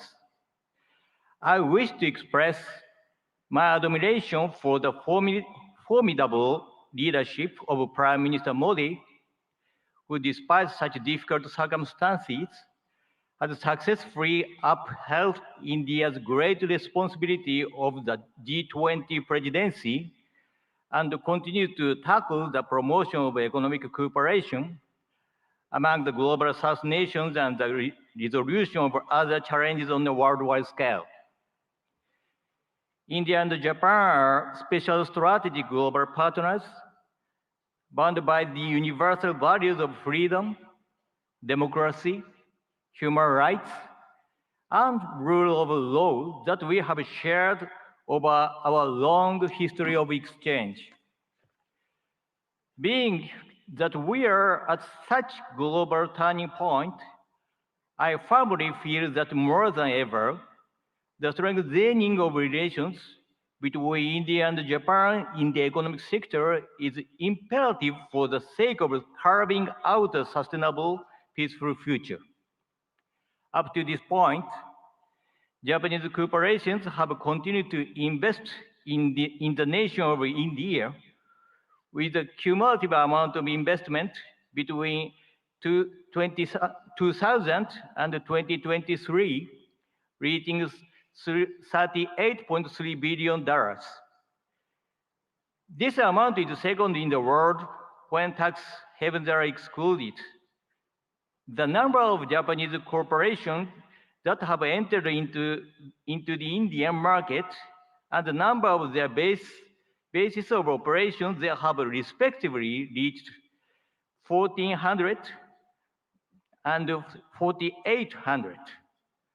Over time, these corporations have kept on contributing to the further development of India's manufacturing sector, particularly the automotive field. In the state of Gujarat, a manufacturing industry ecosystem centered on the 4- and 2-wheeled vehicle sectors have been intensively built there. In order to further accelerate the Make in India initiative, Japan will further tackle the improvement of the investment environment through support for Japanese industrial parks. Gujarat currently hosts 6 Japanese-style manufacturing schools where we develop human resources to work on the manufacturing front lines. We intend to continue lending our cooperation in this field going forward. Initiatives by Japanese corporations are also extremely active. To give an example, Suzuki has already produced 750,000 vehicles at its Gujarat-based factory that it sells all over the world, not just in India. Moreover, the company has also adopted a plan to export electric vehicles produced in Gujarat to Japan and Europe in 2025 and beyond. I feel deep gratitude toward the Indian Gujarat governments for their cooperation for so long. Last July, we announced the Japan-India Industrial Co-Creation Initiative in order to go beyond cooperation in the automotive industry and other existing industry domains to create industries in the name of further developing relations between our respective nations as we move forward. In the semiconductor, hydrogen green, and digital domains in particular, METE is carrying out preparation to proactively assist with business development in India. For cooperation surrounding semiconductors, in July 2023, we executed the Japan-India Semiconductor Supply Chain Partnership and launched a policy dialogue. Last November, we promptly held our first meeting of that partnership, which had over 100 individuals representing Japanese semiconductor-related enterprises in attendance. This time, as well, we carefully selected some semiconductor corporations with considerable potential to contribute to India and asked them to accompany us here. We hope to go beyond contribution to the establishment of semiconductor ecosystem in India in the form of developing semiconductor manufacturing environment, improving the logistic environment, and developing semiconductor human capital. For the hydrogen domains as well, we are providing support for attracting Japanese cooperation to India and lowering the initial risk associated with the start of operations in order to accelerate cooperation with the nation. In fact, world-leading equipment such as water electricity systems and ammonia mixed combustion burners is in the process of being introduced in India. In addition, METE will enact budgetary measures of $200 million for the purpose of accelerating economic cooperation with India. Our hope is to develop concrete projects through these funds towards the future. The concept of Vibrant Gujarat 2024 is gateway to the future. Let Japan, with its accumulation of technology, and India, whose growth is just beginning, join hands in driving forward the international society and carving out the future of the world. I will close my speech with the pledge of cooperation as a representative of Japan, India's best friend. Thank you for being such an attentive audience. Thank you very much. Thank you very much, sir. We now invite His Excellency, Mr. Ibrahim Yusuf Al Mubarak, Assistant Minister of Investment, Kingdom of Saudi Arabia, for his address.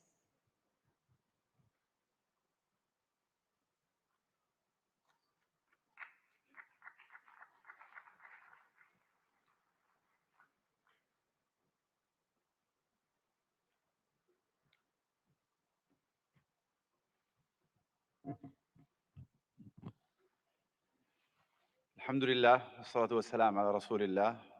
دولة رئيس الوزراء ناريندرا مودي، معالي رئيس الوزراء باتيل رئيس وزراء ولاية جوجرات، أصحاب الفخامة والسمو والمعالي الحضور الكرام، السلام عليكم ورحمة الله وبركاته. نامستي.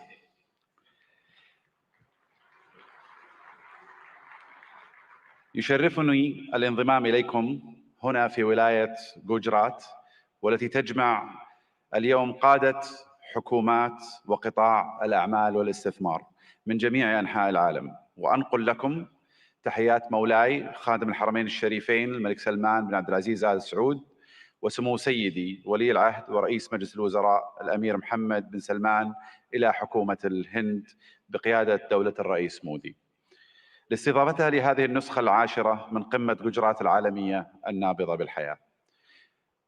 اسمحوا لنا بداية أن نشيد برحلة الهند الاقتصادية المبهرة، والتي وصلت بالهند إلى المرتبة الخامسة على مستوى العالم من حيث الاقتصاد والاستثمار الأجنبي المباشر. كما نهنئكم على رئاستكم الناجحة لمجموعة ال20 كصوت للاقتصادات الناشئة، وهو مما يهمنا بالتأكيد كعضو في مجموعة ال20، إضافة إلى أننا نفخر بانضمامنا إلى البريكس في هذا العام.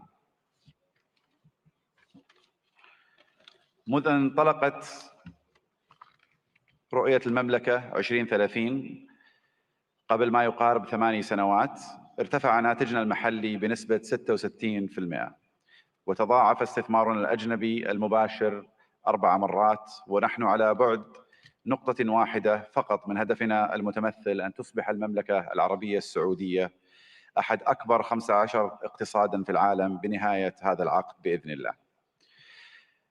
إن مكانة المملكة كشريك استثماري في البنى التحتية التقليدية والطاقة في القرن العشرين تتجاوز ذلك، لتشمل القطاعات الصناعية والخدمية في القرن ال21 مثل السياحة والثقافة والنقل والطاقة المتجددة وتقنية المعلومات والاتصالات والمدن والمصانع الذكية، بالإضافة إلى البناء والنفط والغاز. إضافة إلى أن أصول صندوق الاستثمارات العامة السعودي تجاوزت 700 مليار ريال، كما يحتل سوق الأسهم في المملكة المرتبة التاسعة عالمياً، بعد أن صعد من المرتبة ال25 في عام 2016، وقد بلغت الشركات المدرجة في السوق السعودي أكثر من 200 شركة، ويشاركنا اليوم مجموعة من هذه الشركات. إن مشاريع المملكة تعد فريدة من نوعها من حيث النطاق والطموح، لأنها تمثل بعضا من أكبر المشاريع المستقلة على مستوى العالم، وتوفر للمستثمرين فرصة استثنائية لإعادة تعريف الصناعات والحصول على حصة في السوق، ومنها نيوم، مشروع البحر الأحمر، القدية والعلا، ومشروع بوابة الدرعية وغيرها من المشاريع. وخلال هذه القمة ستتاح لكم الفرصة لمعرفة المزيد مباشرة من الأشخاص الذين صمموا هذه المشاريع وقادوها منذ البدايات. أصحاب الفخامة والسمو والمعالي الحضور الكريم، إن المملكة العربية السعودية لا تشترك مع الهند في المصالح الاستراتيجية فحسب، بل تشتركان أيضاً في طموحات مماثلة تشمل التحول الرقمي والابتكار والدفاع والفضاء. كما تفخر المملكة بكونها جزءاً من الاتفاقية التاريخية والتي تم الإعلان عنها على هامش قمة مجموعة ال20 المثمرة التي عقدتها الهند في سبتمبر الماضي، وهي اتفاقية إنشاء ممر اقتصادي يربط الهند والشرق الأوسط وأوروبا بالسكك الحديدية وخطوط الموانئ وخطوط الأنابيب، كذلك مثل كابلات البيانات والهيدروجين والكهرباء، مما سيعزز بإذن الله سلاسل الإمداد والتوريد في جميع أنحاء العالم مع خلق فرص استثمارية غير مسبوقة في المملكة والهند والدول الشريكة الأخرى. في الختام أشكر مضيفين الكرام جميعا على استضافتنا، ونسأل الله بهذه القمة التوفيق والنجاح، وأشكركم جميعا على اهتمامكم وحسن الاستماع. شكرا جزيلا، والسلام عليكم ورحمة الله وبركاته. Thank you very much, sir. We now invite Lord Tariq Ahmed, Minister of State, Middle East, North Africa, South Asia, United Nations and the Commonwealth, UK, for his address.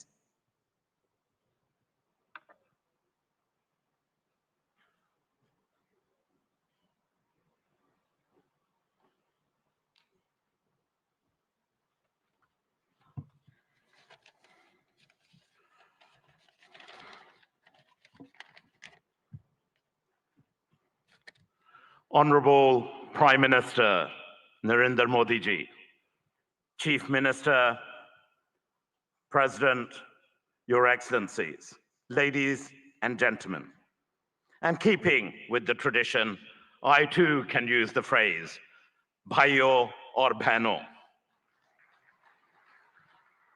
Britani Sarkar ki taraf se, Bharati Sarkar ko namaskar aur bahut-bahut बधाई हो। मुझे बड़ी खुशी है कि आज ब्रितानी का सरकार का नुमाइंदा एक ऐसा इंसान है जिसका हिंदुस्तान से एक गहरा ताल्लुक है। Prime Minister Modi ji, you defined the living bridge between our United Kingdom and India. And therefore it is appropriate that I also extend the greetings of my Prime Minister, Rishi Sunak, indeed the son-in-law of Bharat, the son-in-law of India.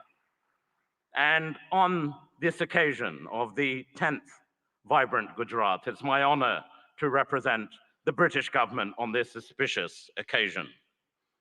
This summit has truly, in every sense, served as a masterclass on how to go about attracting global investors, to have a stake in that remarkable growth, which, as we've seen captains of industry line up and say, is truly remarkable of India-Bharat story. Our nations may be separated by thousands of miles geographically, but that vast distance can diminish with the warmth between our people, that living bridge. And there is so much in common between our two nations. I'm going to park the whole theory of cricket for a moment, but that is an important bridge. And to those nations represented here who don't quite understand cricket, I assure you we, the UK and India, stand together in helping you understand this great game. But India's leadership, and in congratulating the Prime Minister and indeed the whole government of India on G20 last year, was a true testament to its determination. And I'm grateful to my friend, the Minister for External Affairs, Jaishankar ji, for your leadership during that occasion, along with Prime Minister Modi ji as well. And I'm really confident, Prime Minister, that this living bridge of people and ideas and innovation will truly make our partnership a potent combination for the years ahead. And I just want to reflect briefly on the why this is. India is the second largest investor in the United Kingdom. More than 900 Indian businesses operate in the United Kingdom. Indian FDI in the UK is growing faster than any other country. And for our part, the United Kingdom has a unique mix of world-class expertise and indeed talent. Total trade in goods between our two nations stands at over 38 billion pounds. That's close to $50 billion. And that's increased in the last year alone by 24%. And that demonstrates the real strength between the two nations.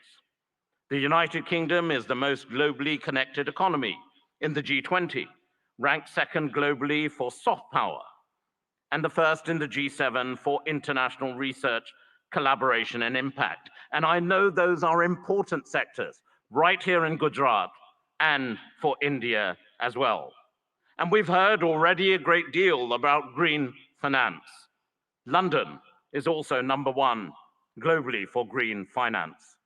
And that's why we are truly ambitious. We are excited by the potential of our partnership with India and in particular with the state of Gujarat. And the United Kingdom is collaborating on many exciting projects in how we develop our relationship with Gujarat as we move forward. Take, for example, the Statue of Unity, designed by UK architects, Arab, which now stands tall as a symbol of a new, confident India. Or the JCB factory, designed by Mott MacDonald, whose machinery is now powering India's incredible infrastructure development. But, Prime Minister, Chief Minister, we want to go further. We want to do more. And of course, we understand the power of education, and we're proud of the strong association between India and the United Kingdom when it comes to our education sectors as well. When you power someone, an individual, no matter where in the world, through education, you empower them, their families, their communities, indeed their nations. And I know, Prime Minister Modi ji, what a priority this is for you. And it is also live right now. We have just signed a MOU to enable closer collaboration between our higher education institutions. We want to go further in the areas of the creative economy, nurturing artists and boosting cultural exchange. Be in no doubt, business links will continue to grow, creating jobs and prosperity, whether it's from here in Ahmedabad to Aberdeen in Scotland in the United Kingdom. Our old friendship is blossoming into a new partnership. Bharat और ब्रितानी एक बहुत गहरी दोस्ती है, एक जिंदा संबंध है. It is a true friendship, a lasting friendship, a deep friendship, and a binding friendship and partnership for today and the future. हमारी तरफ से आपको चीफ मिनिस्टर साहिब, गुजरात इस मौके पे आपका हम बहुत धन्यवाद करते हैं. Thank you so much. बहुत बहुत धन्यवाद. Namaskar. Thank you very much, sir. We now invite His Excellency Mr. Vahan Karobian, Minister of Economy, Armenia.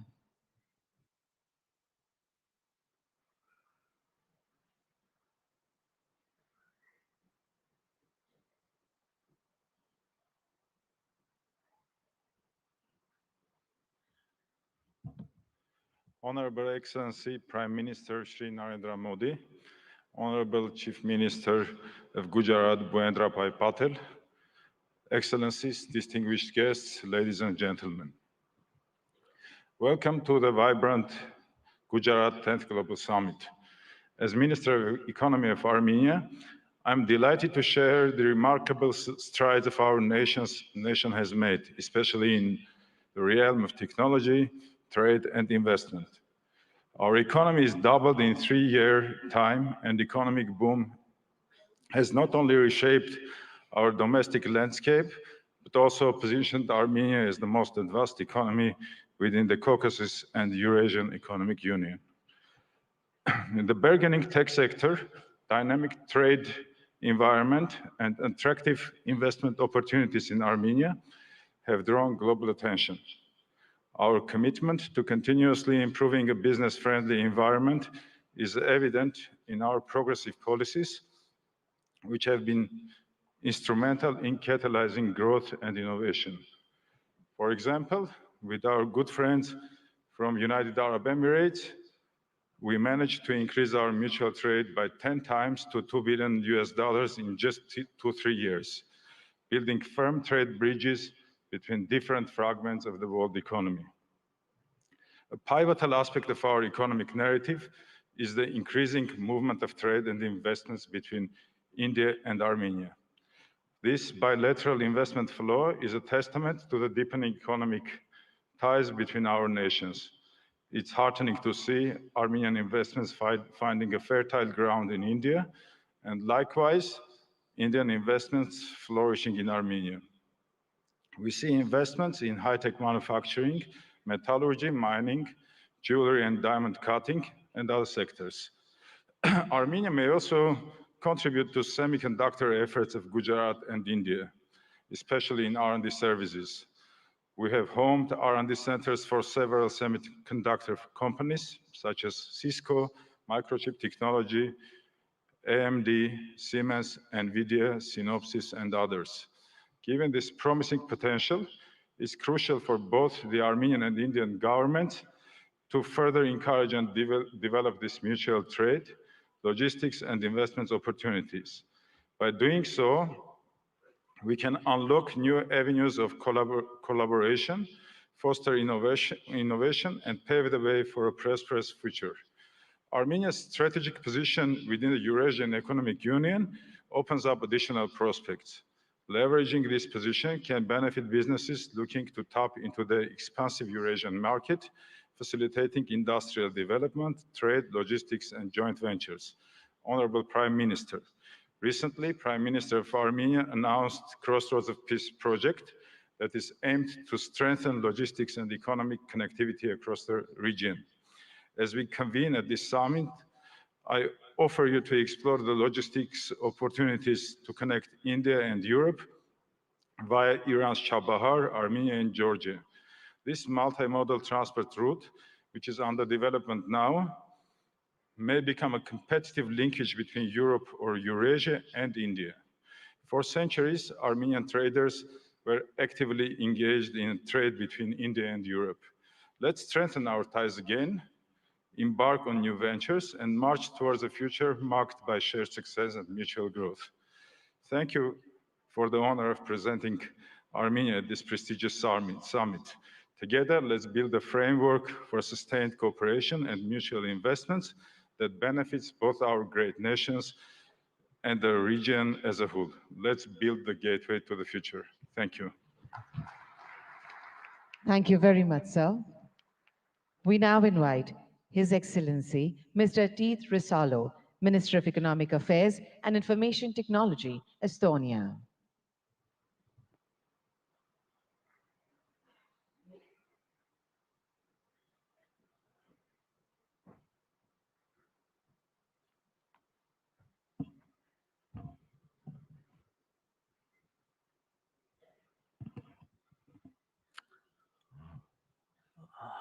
Prime Minister, Chief Minister, Excellencies, ladies and gentlemen, dear friends, Namaste, or Tere hommikust, as we say in Estonia. I believe India is a spiritual country where people believe still in miracles. And let me present you one straight away. It's me standing here representing the Republic of Estonia, free and independent country with a population of 1.4 million. Archaeology tells us that Estonians have been living in the same place for 5,000 years. But from the written history of 1,000+ years, we have been independent only 50. Despite that, we have maintained a unique culture and a full-blown unique language and a full-blown culture. We regained our independence only 30 years ago.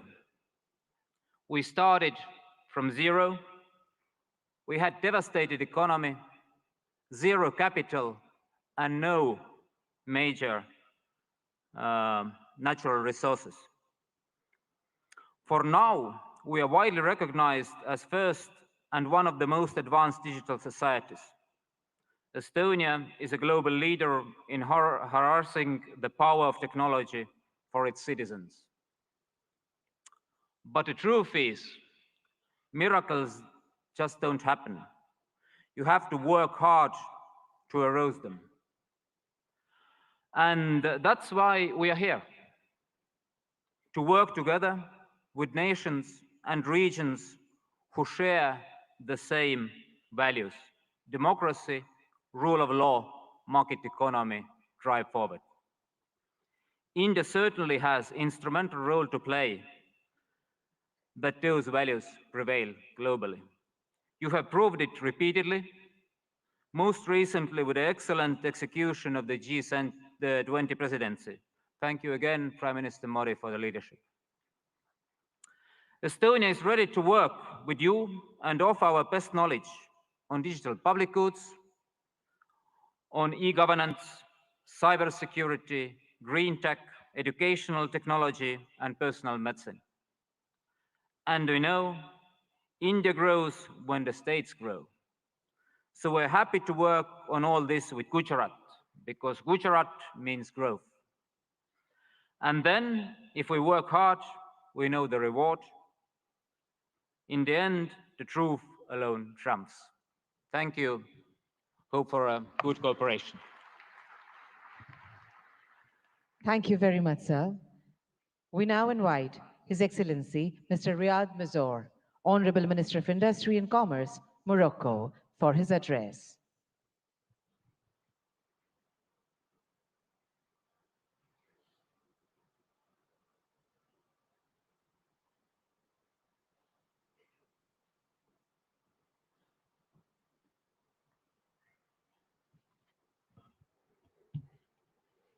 Honorable Shri Narendra Modi, Prime Minister of Bharat.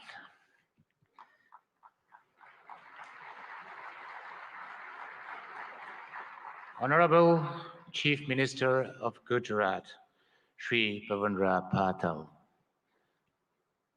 Honorable Head of States, Chief of Governments, Ministers, Excellencies, ladies and gentlemen, it's my honor and distinct privilege to address this esteemed assembly at the 10th Vibrant Gujarat Global Summit, representing the Kingdom of Morocco. I'm deeply grateful for your gracious invitation extended to by the government of Bharat. This marks a significant milestone as Morocco proudly participate as a partner country for the second time in this globally acclaimed summit. This summit, an initiative that we owe you, Prime Minister Modi, that we owe to your leadership, stands as a beacon of opportunity, not only in fostering business projects, but also in fortifying the enduring bonds of cooperation and friendship that so splendidly unites Morocco and Bharat. The historical visit of our beloved King Mohammed VI to Bharat in 2015 and his meeting with you, Prime Minister, Honorable Prime Minister Modi, marked a new era in the cooperation between my country and Bharat, raising the level of bilateral relation to a strategic partnership. Even our beloved king at that time expressed his admiration for the Indian model, which has succeeded in emerging as one of the largest world economy. Let me comment on what have been said beforehand. Prime Minister Modi, you made Gujarat as an engine of growth for Bharat, but you made Bharat as the engine of growth of the world. Morocco, for its part, has also evolved positively, showing a regional leadership in advanced sectors such as automotive, aerospace, semiconductor, and fertilizer industry, coupled with a significant transformation of historical sectors such as textile and agri-food. All sectors have been performing remarkably well despite successive crises, which confirm the undeniable success of the industry policy of Morocco, Gujarat, and Bharat. Since then, Our two governments have worked tirelessly to achieve the objectives set. Today, there are almost 50 agreements and MOUs signed in various sectors. Today, there are also 45 Indian companies established in Morocco, while there were only 13 in 2015. Today, our exchanges have tripled from $1.4 billion to $4.2 billion. Today, Gujarat, India, has hosted the most important Moroccan investments in Asia.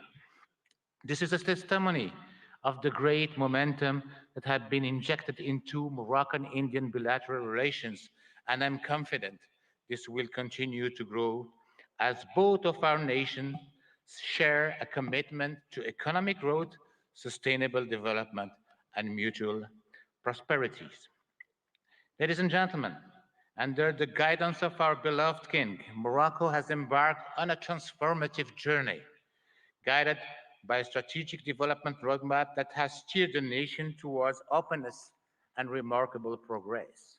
In the face of supply shocks and succession of global crises, Morocco's resilience has been extraordinary, showcasing its agility to navigate through multifaceted challenges with innovative solutions. Indeed, our country GDP has tripled in the last 20 years, and we multiplied our manufacturing export by six since 2000.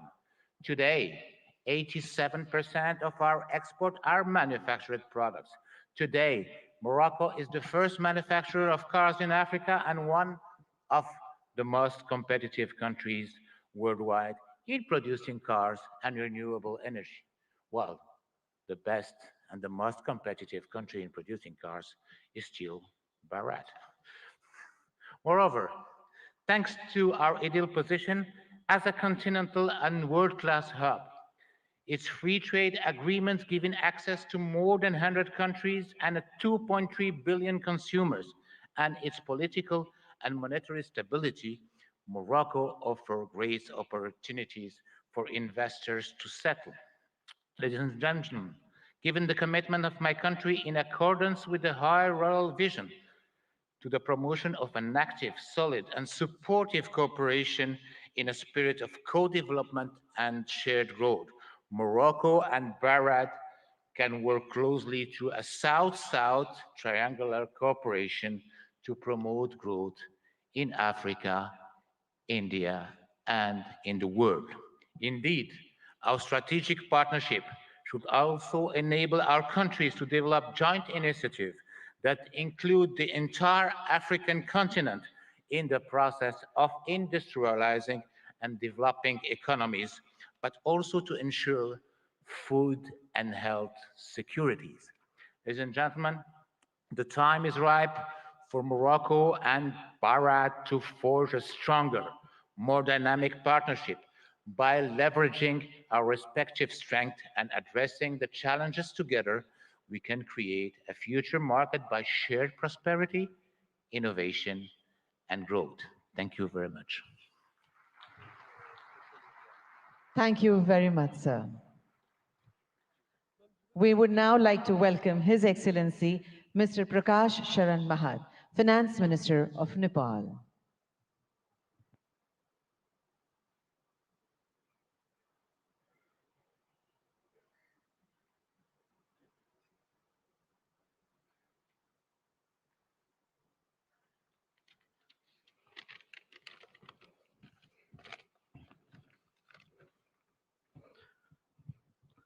Right Honorable Prime Minister Sri Narendra Modi ji, Honorable Chief Minister of Gujarat Sri Bhupendra Bhai Patel ji, distinguished participants, ladies and gentlemen, warm greetings from Nepal. Namaskar, Namaste. At the outset, let me express my sincere gratitude to Honorable Bhupendra Bhai Patel ji, Chief Minister of Gujarat, for inviting me in this August gathering. I am deeply honored and privileged to be part of this vibrant Gujarat Global Summit 2024. This global forum for business networking, knowledge sharing, and strategic partnerships for fostering sustainable and inclusive growth has now been a forum for all.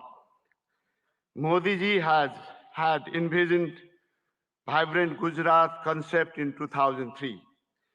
Under your visionary leadership, this idea of entrepreneurial spirit of Gujarat has now been translated into vibrant India. India is now a major global economic power. I also like to commend Modi ji for your transformative leadership during G20 presidency, which has brought this mechanism to a next level. That is, you have made this more inclusive and broader. Vibrant Gujarat development model, which you are translating nationwide, has been a source of inspiration for many countries, including Nepal, is now managing financial resources and technological know-how for addressing economic, social, and environmental challenges of our time. Nepal and India, actually, Bharat, since thousands of years, have common places of great Hindu and Buddhist religious worships. And we are visiting each other's places since ancient times. I am happy to inform you that visitors from Gujarat are one of the largest in Nepal. I still have fresh memory of Modi ji's statement delivered in our parliament in 2014, particularly your emphasis on HIT, that is highways, information ways, and transmission ways. I am happy to share that we are working together in all these areas to improve connectivity, strengthen market linkages, and to reduce transaction costs. Recently, Nepal and India have signed a long-term power purchase agreement of exporting 10,000 megawatt of electricity to India over 10 years of time. This will immensely open up investment opportunity in hydropower in Nepal.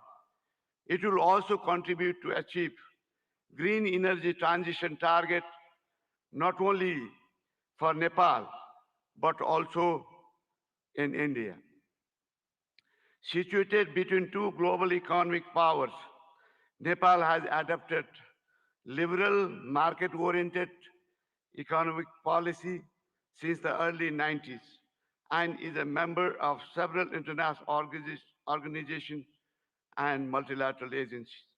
And we are implementing trade and investment policies and regulation of international standards. Nepal provides investor-friendly regulatory and legal framework with macroeconomic stability and rule-based democratic political system. Our legal system prohibits nationalization of private enterprises and properties. We guarantee national and non-discriminatory treatment to foreign investment. Those who have invested in Nepal are enjoying good returns on their investment. The abundant natural and educated human resources, together with potential domestic and export market, ensures attractive return for prospective investors. There are huge untapped investment opportunities in Nepal, in energy, tourism, agribusiness, and ICT. There are also other potential areas of investment such as health, education, manufacturing, construction, transportation, mining, banking, and financial services. Nepal is organizing Investment Summit in April 28 and 29 this year in Kathmandu. I would like to use this occasion to cordially invite all captains of industries and entrepreneurs from India and other participating countries for your valuable involvement in this summit. I hope your innovative business ideas and investment decisions will be a milestone for unlocking growth potential of Nepal. Once again, I would like to express my sincere thanks to the state government of Gujarat for providing me this opportunity to witness remarkable confluence of minds and energies in vibrant Gujarat Global Summit. I wish for the grand success of this summit. Thank you very much. Thank you very much, sir. We now invite His Excellency Mr. Tran Lu Quang, Deputy Prime Minister of the Socialist Republic of Vietnam, to deliver his address.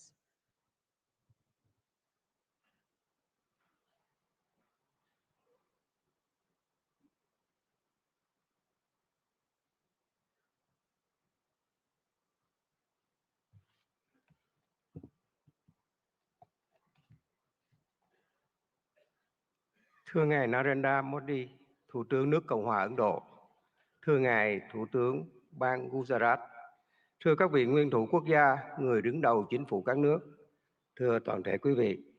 Hôm nay, tôi rất vui mừng tham dự Hội nghị Thượng đỉnh toàn cầu Gujarat đầy sức sống lần thứ 10 với chủ đề Cửa ngõ vào tương lai tại bang Gujarat, quê hương của vị lãnh tụ vĩ đại Mahatma Gandhi của đất nước và nhân dân Ấn Độ anh em, quê hương của ngài Thủ tướng Narendra Modi.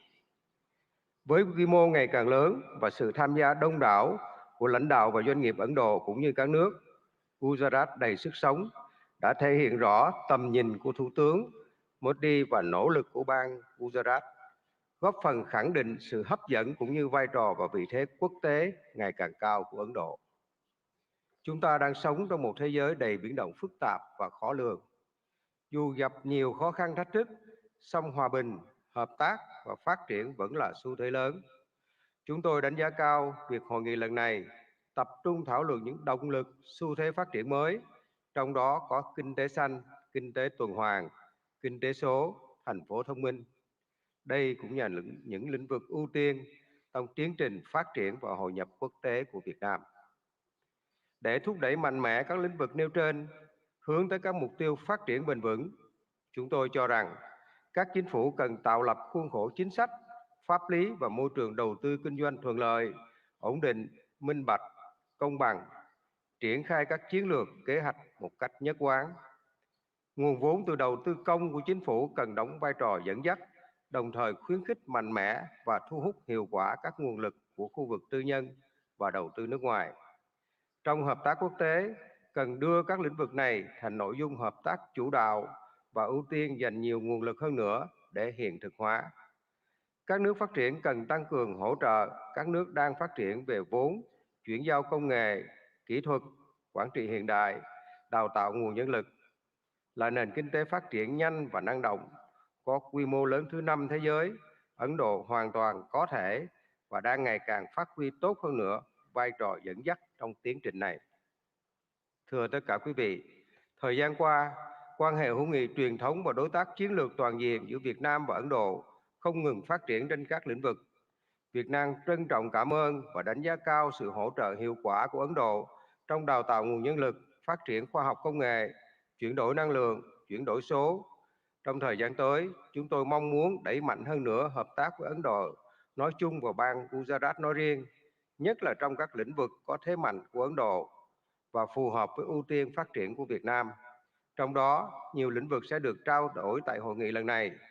Là bạn, là đối tác tin cậy và là thành viên tích cực, có trách nhiệm trong cộng đồng quốc tế, Việt Nam luôn hoan nghênh và sẵn sàng tạo mọi điều kiện thuận lợi nhất để các doanh nghiệp Ấn Độ đầu tư, kinh doanh lâu dài ở Việt Nam. Chúng tôi tin tưởng rằng hợp tác tốt đẹp giữa Việt Nam và Ấn Độ không chỉ mang lại lợi ích cho cộng đồng doanh nghiệp và nhân dân hai nước, mà còn đóng góp tích cực cho hòa bình, hợp tác và phát triển thịnh vượng, bền vững ở khu vực và trên thế giới. Xin chúc Ngài Thủ tướng Modi, các vị lãnh đạo và toàn thể quý vị sức khỏe và hạnh phúc. Chúc hội nghị của chúng ta thành công tốt đẹp. Xin trân trọng cảm ơn.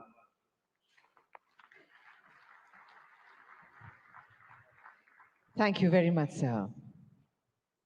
We now honored to invite His Excellency Mr. Petr Fiala, Honorable Prime Minister, Czech Republic, for his address.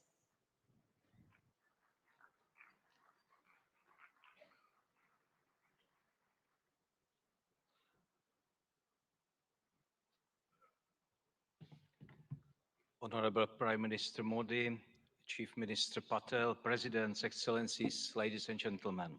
First, please let me congratulate you on 20 years of this successful summit. I'm excited to see Gujarat's impressive economic growth and to feel the energy of the largest democracy in the world. Thank you, Chief Minister Patel, for your kind hospitality. It is a real pleasure to be here. Ladies and gentlemen, the topic of this summit is Gateway to the Future. It is a big inspiration. We are at a special point and can choose our future. It is a time of dramatic risks, but also of great chances, because the problems of today are very complex. It is not wise to concentrate on only one strategy. I think the humanity needs to work with three main priorities, three keys to unlock the gateway. The first key is innovation and new technologies. The second key is advanced industry. And the third key is applied research, which benefits the public, like in health and medicine. Please let me tell you about the position of the Czech Republic. The first key is innovation and new technologies. My country is quickly moving to a higher value economy.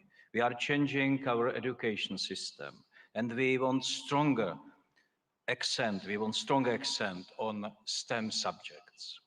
We also support innovation and partnership between universities, research institutions, and private sector. Maybe you know some innovative Czech brands. For example, the software security company Avast or the online ticketing global player Kiwi. My government is mainly interested in long-term strategic investment. This includes AI research, electromobility, and especially semiconductors. They are key for high-tech industries today, from cars to mobile phones. We also pay close attention to innovation in the energy sector. Unlike many European countries, we believe in the future of nuclear power. We have 50 years of expertise in nuclear power. Our top interest is development of small modular reactors. On this way, we want to work with leading global makers. It is also a chance to improve our Czech-Indian capacities in nuclear energy research. We are very serious about innovation in renewable energy and green digital technologies. The goal is to have reliable, efficient, and sustainable energy. This is about clean environment, and the potential for Czech-Indian collaboration is great, not only in energy, but also in wastewater treatment or in sustainable agriculture. The second key to our future is advanced industry. My country is a great exporter of high-quality industrial goods. I am sure that you know some of the traditional Czech brands. Bata, Škoda, Tatra, or Java are well established in India. Our companies are leaders in land transport. Škoda Auto produces cars here and has a new logistics center in Pune. It can be active and make India e-mobility hub of tomorrow. We also have great railway cars makers. Czech companies build wheel sets here in India. And we offer solutions for cities, trams, hydrogen buses, or smart transport systems. We have many advanced companies in space industry. It is very strong in the Czech Republic. Their products are parts of rockets and satellites from the European Space Agency and others. Our aerospace and defense industry is always ready to help our friends in India. In all sectors of our industry, we are proud of traditional and new products and their quality. The third key is applied research in fields like healthcare and medicine. There are many major issues in public health: lifestyle diseases, sustainability of public health systems, and the new health dangers. COVID-19 is a typical example. It shows us the benefits of international cooperation, sharing results and experience, and fighting the virus faster than ever before. It also shows us the need to be prepared for other new dangers. In health and medical science, fast innovation can bring big benefits to people. Its importance will only increase.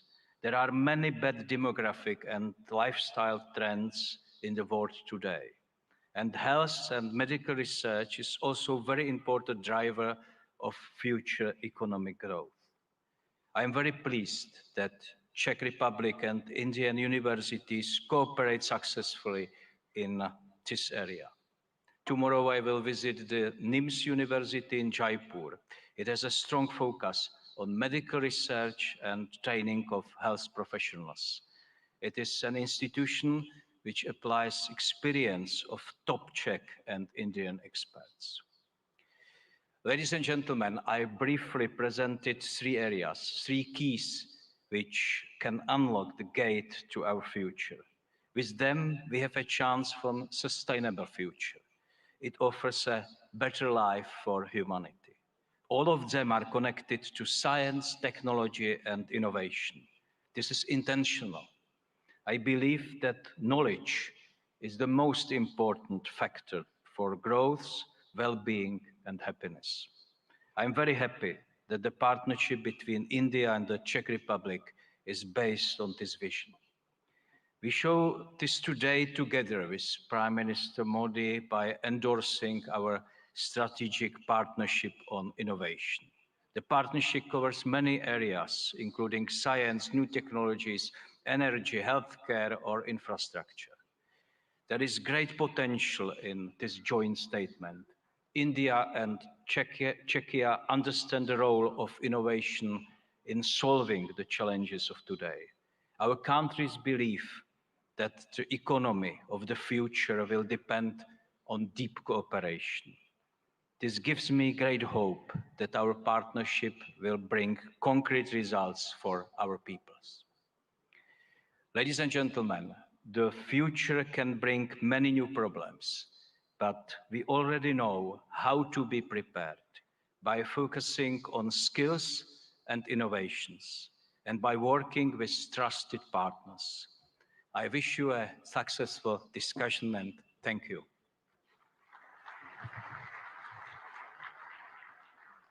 Thank you very much, sir, for your words of appreciation and encouragement.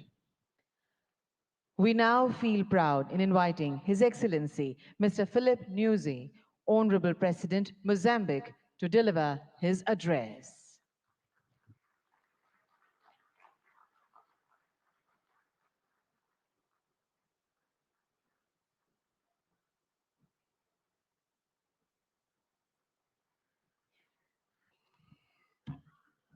Muito obrigado. Sua Excelência Narendra Modi Ji, Primeiro-Ministro da República da Índia. Sua Excelência José Ramos Horta, Presidente de Timor-Leste. Sua Excelência Petra Fiala, Primeiro-Ministro da República Tcheca, Sua Excelência Bhupendra Patel, Ministro-Chefe do Estado de Gujarat. Senhores ministros presentes nesta cimeira, minhas senhoras e meus senhores, inicio a minha intervenção saudando e agradecendo a Vossa Excelência e meu irmão Narendra de Mordadas Modi, Primeiro-Ministro da Índia, pelo convite que nos foi formulado na qualidade de parceiro para participar neste evento de grande relevância para os nossos países. Aproveito a ocasião para felicitar a vossa presidência do G20, o momento histórico que conseguiu colocar o continente africano, ou seja, a União Africana, como membro permanente do G20. Saudamos de forma distinta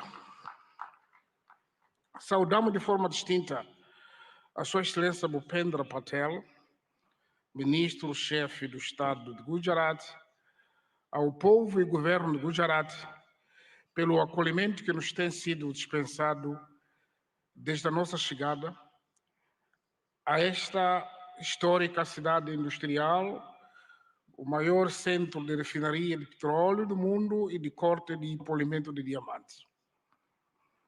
Senhor Primeiro-Ministro, Excelências,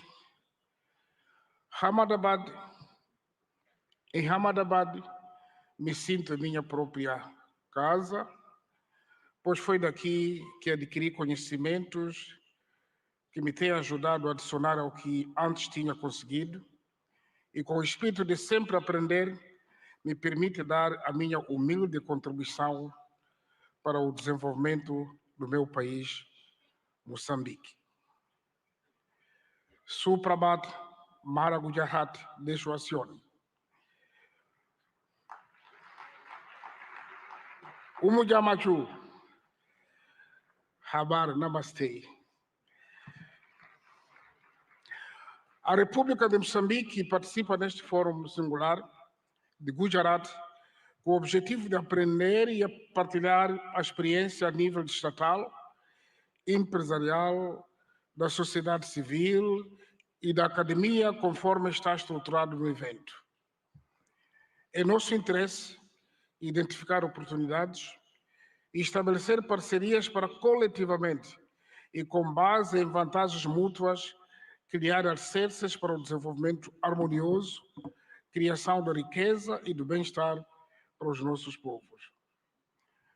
A República da Índia e o Estado de Gujarat, em particular, oferecem a muitos países em desenvolvimento a oportunidade de partilhar a experiência de resiliência e de superação perante obstáculos ao desenvolvimento.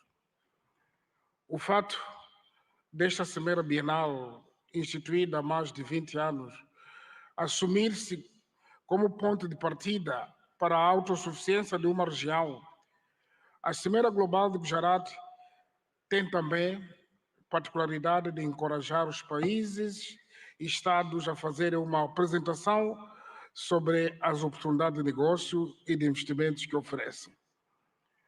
O nosso interesse em aprender da experiência de Gujarat é ainda maior porque acreditamos na estratégia de desenvolvimento baseada na autossuficiência, ou seja, na produção e transformação interna de recursos ao nosso dispor, destinada a autoconsumo e exportação. Por outro lado, os momentos temáticos agendados nesta edição da Cimeira Global de Gujarat abrangem áreas importantes para o fortalecimento da nossa cooperação bilateral. Destacamos a promoção da feira comercial, os temas sobre a transição para a economia verde no âmbito do desenvolvimento econômico sustentável, tecnologia e inovação como motores de crescimento econômico e a questão do financiamento de infraestruturas sustentáveis. Excelências, Moçambique é um país com potencialidades econômicas ainda por explorar. Pois vejamos, possui terras aráveis e rios abundantes, condições propícias para a prática da agricultura industrial, pecuária e pesca. Mantém enormes reservas para o desenvolvimento da indústria extrativa e transformadora.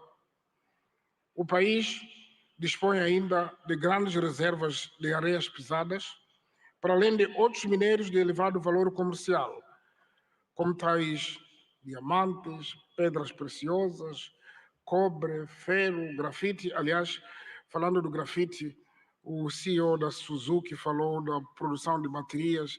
Imediatamente eu convido para produzir em Moçambique, porque grafite está em abundância.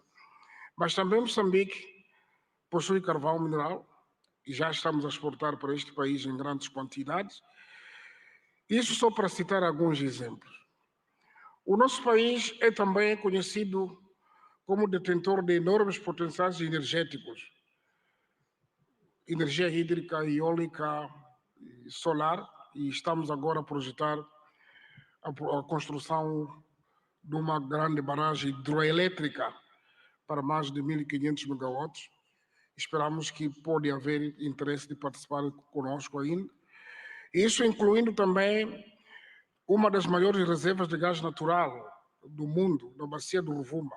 Aliás, sei dizer que 3 empresas maiores deste país são parceiros na exploração do gás em Moçambique. Moçambique oferece igualmente oportunidades para o desenvolvimento de todo tipo de turismo, incluindo o ecoturismo.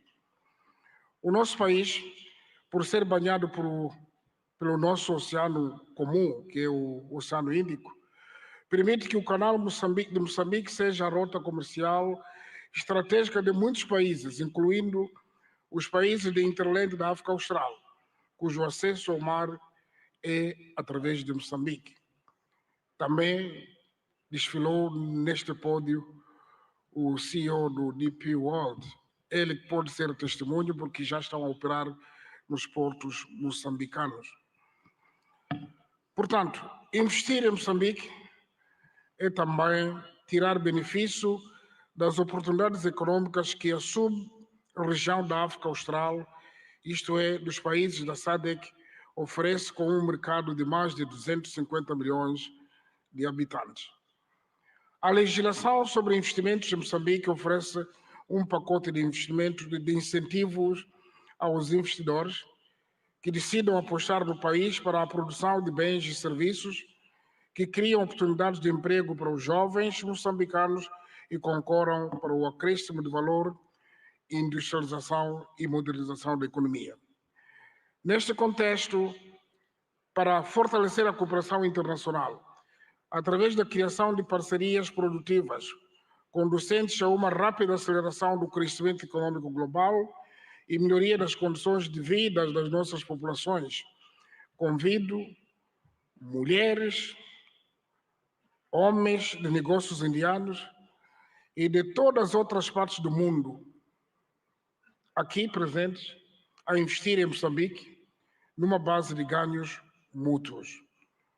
O governo de Moçambique tudo faz e fará de modo a assegurar uma parceria econômica em que todos saiamos a ganhar e juntos contribuamos para um mundo próspero para nós e para as futuras gerações.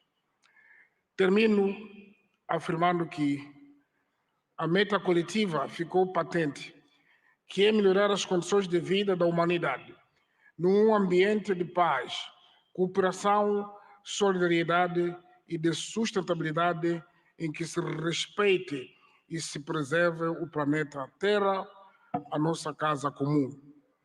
Fazemos votos que desta semeira brotem negócios viáveis em benefício dos nossos países e povos. A todos desejamos melhores venturas e muitos sucessos na criação do progresso e bem-estar comum. Obrigado, parabéns, Primeiro-Ministro Modi. Thank you so much, sir, for your words of praise and your insights on shared journey of development. We would now with pleasure invite His Excellency Mr.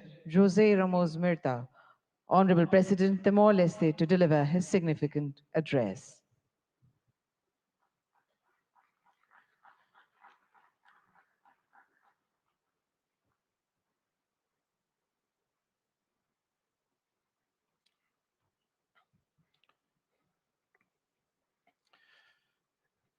Excellency Prime Minister Modi, Chief Minister Patel, Excellency President of Mozambique, Felipe Jacinto Nyusi, Prime Minister of Czech Republic, ladies and gentlemen. It is always a real pleasure to set foot on this land of a great ancient civilization. I first visited India on a personal capacity in April 1992, having spent more than a week in Dharamsala. My first official visit was in 2003 as Senior Minister of Foreign Affairs of the newly independent Timor-Leste. I visited again India in 2013, 2014, 2015 in different capacities. In my previous position as Senior Minister of Foreign Affairs, I wholeheartedly supported India's meritful right to be a permanent member of the UN Security Council. And I'm continuing to advocate for India and for Indonesia, two Asian countries, to be permanent members of a reformed, expanded, more representative UN Security Council. As chair of, in 2014-15, of the high-level independent panel on UN peace operations, I visited Delhi for extensive consultation with leaders, including senior military officers. I worked closely with the Permanent Mission of India to the UN in New York as we produce a 100-page report and recommendations on how the UN should anticipate, respond more timely and effectively to the new emerging security challenges. This is my relationship with India. My sincere appreciation for the invitation to address this prestigious international forum, my gratitude to a great visionary, transformative leader, Prime Minister Narendra Modi, who conceived the 10th Vibrant Gujarat Global Summit in 2003. Gratitude for the warm reception extended to me and members of my delegation. This forum, now renowned globally, has been a catalyst for business networking, knowledge sharing, strategic partnerships, inclusive growth, and sustainable development. The state of Gujarat, driven by an inherent entrepreneurial spirit, has emerged as an industrial leader and a favored destination for investment. Timor-Leste, for its part, represents an oasis of peace, tolerance, and stability, where fundamental rights and freedoms are strictly safeguarded. The International Media Watch, called Reporters Without Borders, based in Brussels, rates Timor-Leste number 10 globally in media freedom out of 193 countries.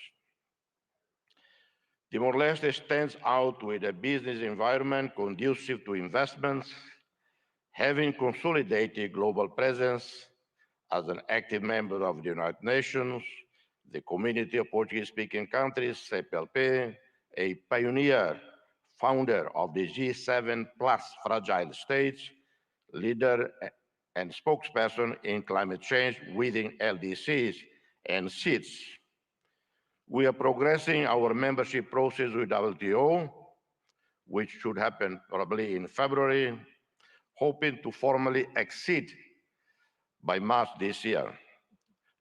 Formal ASEAN membership should occur in 2025. We are committed to creating a favorable business environment with legislation in line with international best practices, protecting foreign investments, eliminating double taxation, open PPPs, BOTs, and any other mutually beneficial modality consistent with the priorities outlined in our National Strategic Development Plan.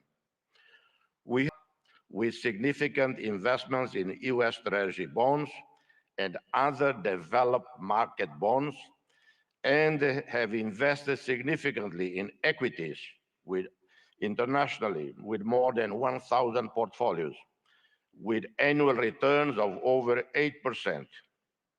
We have zero debt to commercial banks. Our debt to regional or multilateral lending institutions is 13% of our GDP.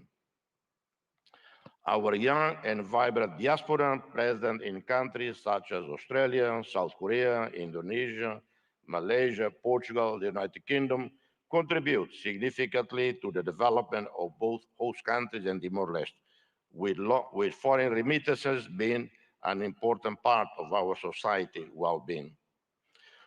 We invite you, ladies and gentlemen, to invest with us, be part of the realization of a dream. Opportunities abound. I outline some.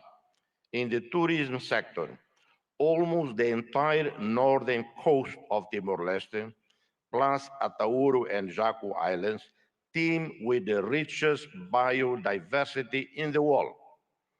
That's according to Conservation International, not according to me personally.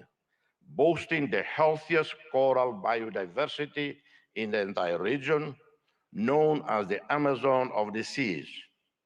Atauru Island, located north of Timor-Leste's capital, is recognized as a most important part of the global center of marine biodiversity and a global priority for conservation.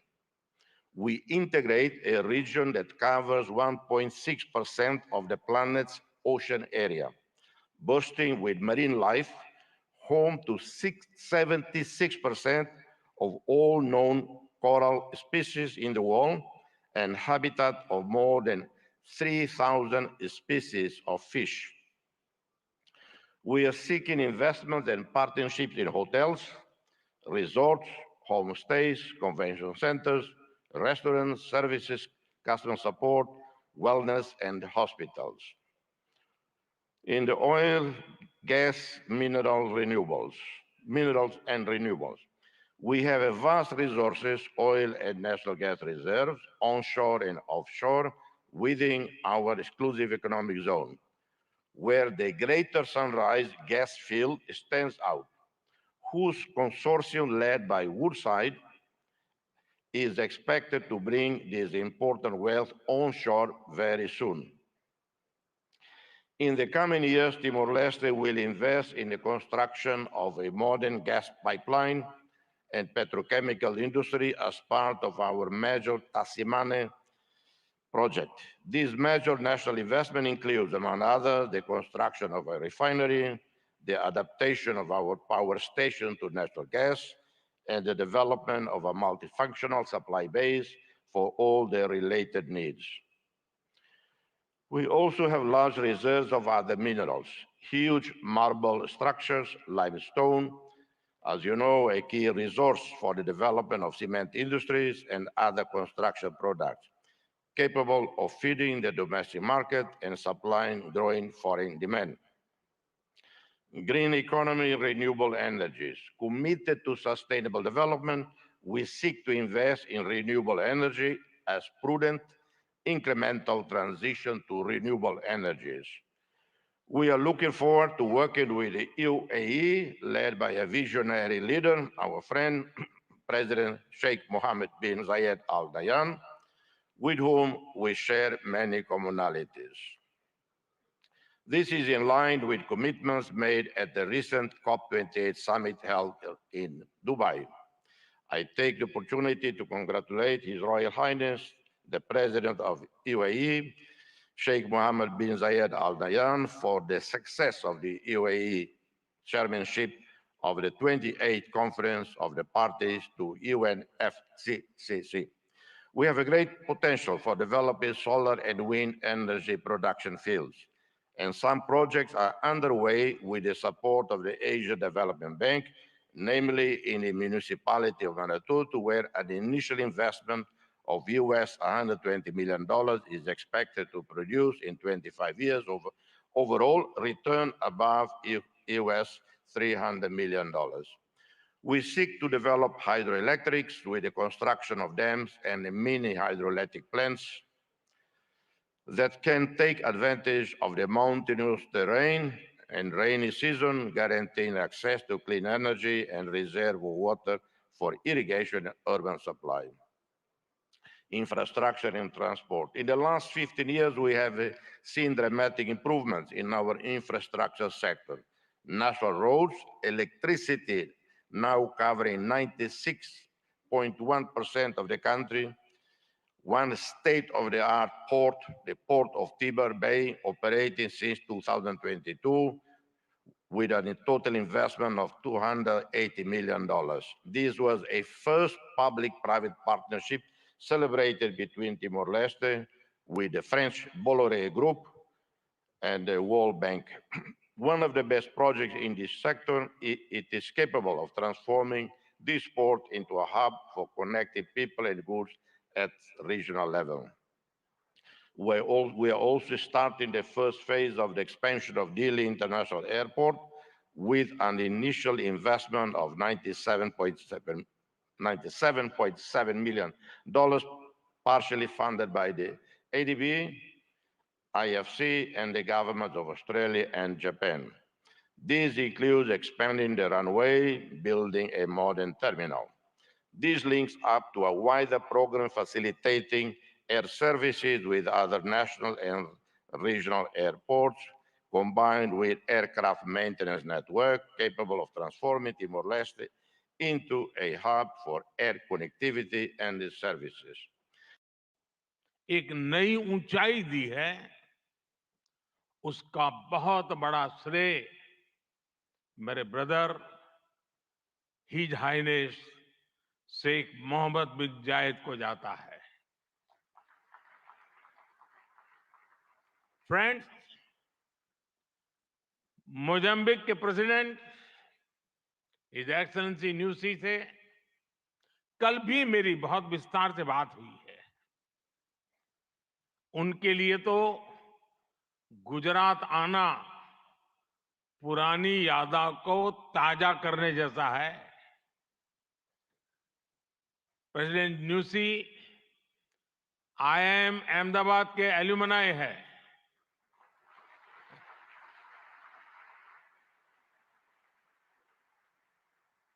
Bharat के लिए गर्व की बात है कि हमारी G20 presidency में African union को स्थायी सदस्यता मिली। प्रेसिडेंट न्यूसी की भारत यात्रा से हमारे संबंधों को तो बल मिला ही है, भारत अफ्रीका के बीच घनिष्ठता और बढ़ी है।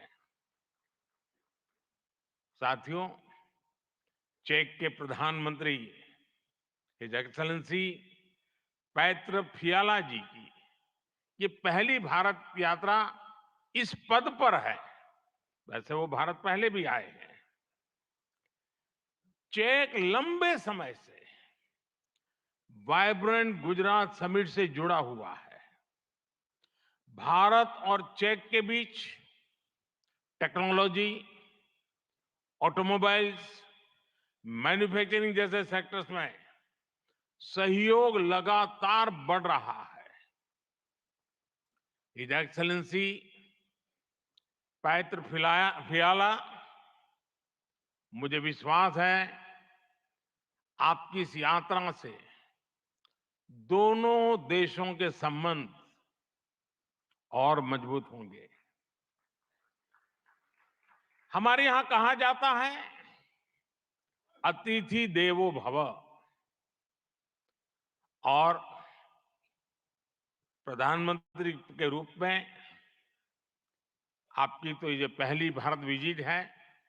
उम्मीद है आप बहुत शानदार यादें लेकर यहां से जाएंगे। फ्रेंड्स, नोबेल लॉरिएट और तिमोर लेस्ते के राष्ट्रपति हिज एक्सेलेंसी रामोस होर्ता का भी मैं भारत में स्वागत करता हूं। हिज एक्सेलेंसी रामोस होर्ता का गांधीनगर आना और विशेष है।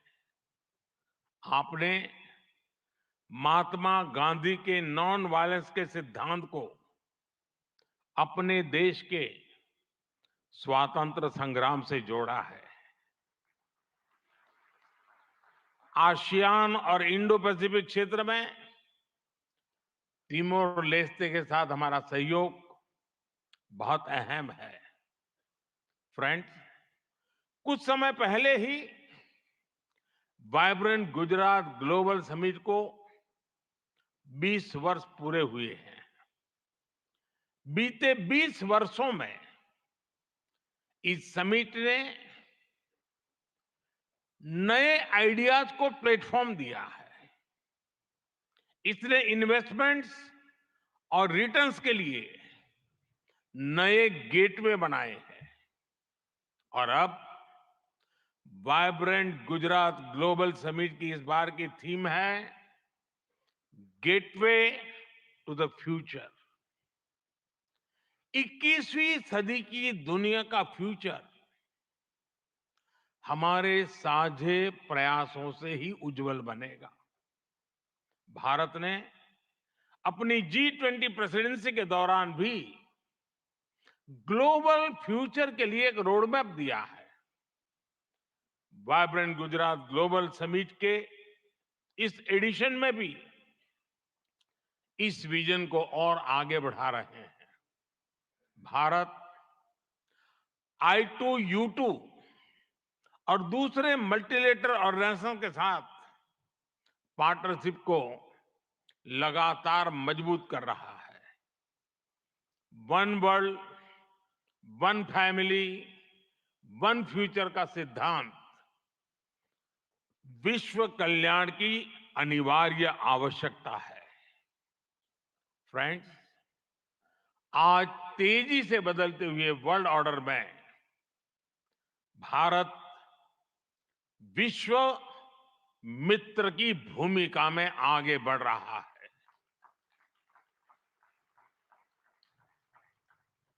आज भारत ने विश्व को ये भरोसा दिया है कि हम साझा लक्ष्य तय कर सकते हैं, अपने लक्ष्य प्राप्त कर सकते हैं। विश्व कल्याण के लिए भारत की प्रतिबद्धता, भारत की निष्ठा, भारत के प्रयास और भारत का परिश्रम आज की दुनिया को ज्यादा सुरक्षित और समृद्ध बना रहा है।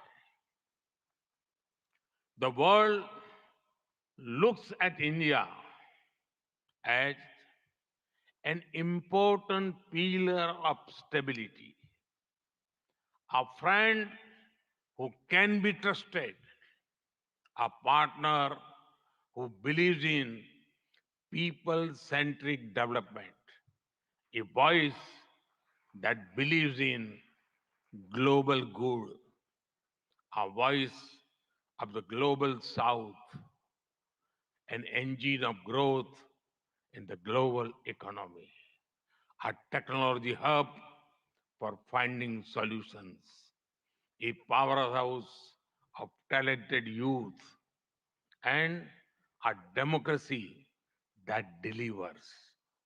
Friends, भारत के 1.4 बिलियन लोगों की प्रायोरिटीज और एस्पिरेशंस, ह्यूमन सेंट्रिक डेवलपमेंट पर उनकी आस्था, इंक्लूसिविटी और इक्वलिटी का हमारा कमिटमेंट, विश्व समृद्धि और विश्व के विकास का बहुत बड़ा आधार है। आज भारत दुनिया की 5th लार्जेस्ट इकोनॉमी है। 10 साल पहले भारत 11th पर था। आज दुनिया की हर प्रमुख रेटिंग एजेंसी का अनुमान है कि भारत अगले कुछ वर्षों में दुनिया की टॉप 3 इकोनॉमी में जाएगा।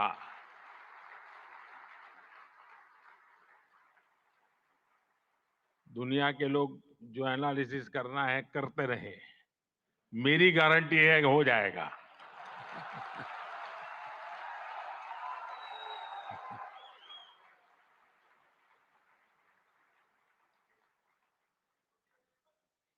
एक ऐसे समय में जब विश्व अनेक अनिश्चितताओं से घिरा हुआ है, तब भारत दुनिया में विश्व की एक नई किरण बनकर के उभरा है। भारत की प्राथमिकताएं बिल्कुल स्पष्ट है। आज भारत की प्राथमिकता है sustainable industry, infrastructure and manufacturing. आज भारत की प्राथमिकता है new age skills, futuristic technology, AI and innovation. आज भारत की प्राथमिकता है green hydrogen, renewable energy, semiconductors, इसका पूरा इकोसिस्टम। इसकी एक झलक हम vibrant Gujarat global trade show में भी देख सकते हैं। और मेरा तो आग्रह है कि ट्रेड शो जरूर देखें। गुजरात के भी स्कूल कॉलेज के विद्यार्थी जरूर जाएं। कल दिन में मैंने हिज एक्सेलेंसी न्यूसी और हिज एक्सेलेंसी रामोस होर्ताई जी के साथ इस ट्रेड शो में काफी समय गुजारा है। इस ट्रेड शो में कंपनियों ने world class state of the art technology से बने प्रोडक्ट्स का निदर्शन किया है।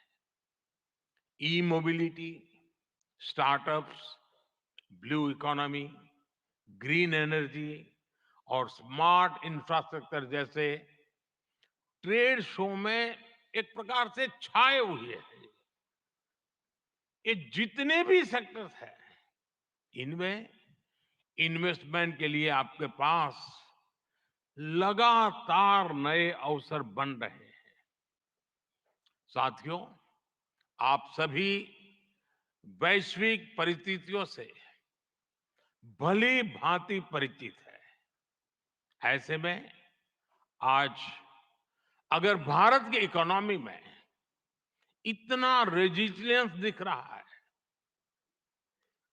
अगर आज भारत की ग्रोथ में इतना मोमेंटम दिख रहा है, तो इसके पीछे बड़ी वजह है बीते 10 वर्षों में स्ट्रक्चरल रिफॉर्म्स पर हमारा फोकस।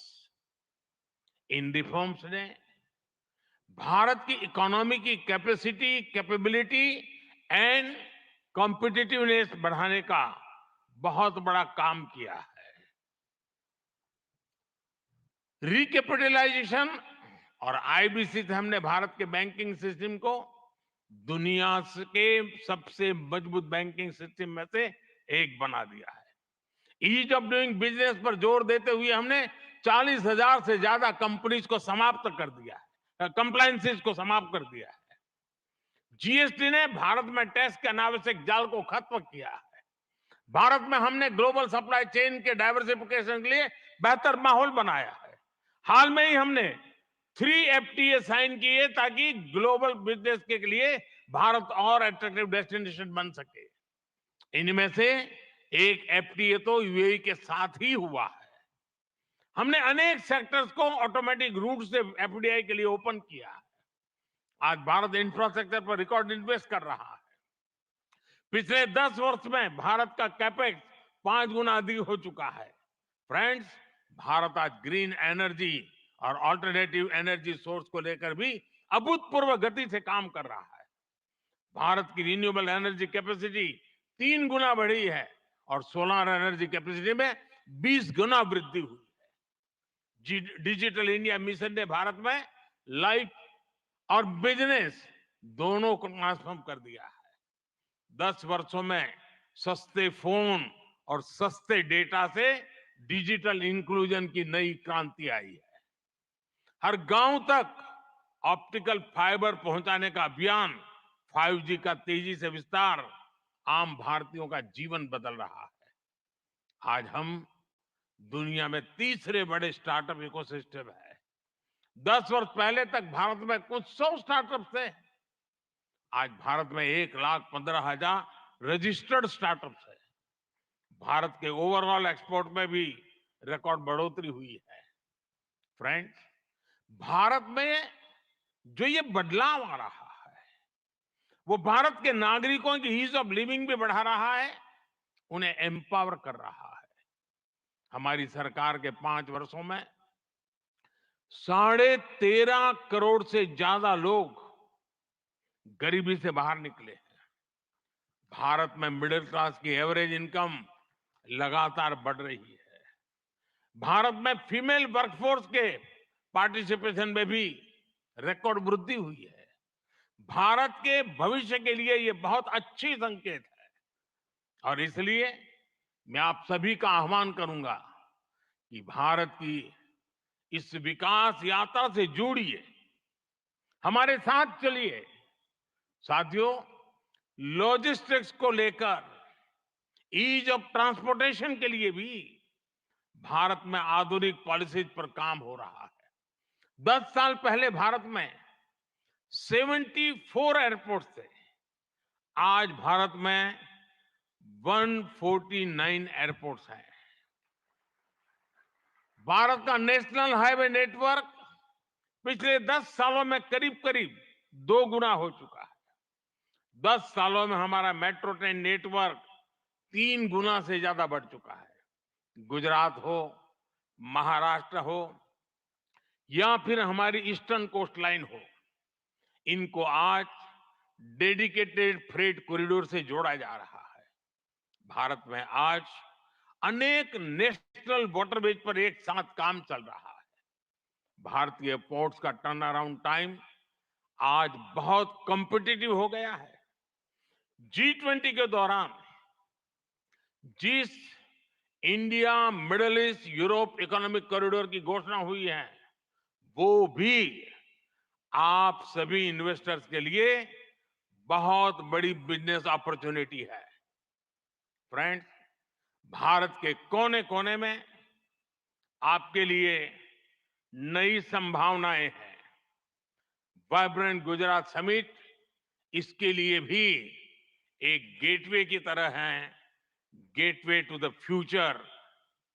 और आप भारत में सिर्फ इन्वेस्टमेंट ही नहीं कर रहे, बल्कि यंग क्रिएटर्स और कंज्यूमर्स की एक नई जनरेशन को भी शेप कर रहे हैं। भारत के एस्पिरेशन से भरी यंग जनरेशन के साथ आपकी पार्टनरशिप को वो रिजल्ट लाकर दिखा सकती है जिसकी आपने कभी कल्पना भी नहीं की होगी। और इसी विश्वास के साथ एक बार फिर आप सभी का वाइब्रेंट गुजरात समिट से जुड़ने के लिए मैं हृदय से बहुत बहुत आभार व्यक्त करता हूं। और मैं आपको विश्वास दिलाना चाहता हूं कि आपके सपने ये मोदी का संकल्प है।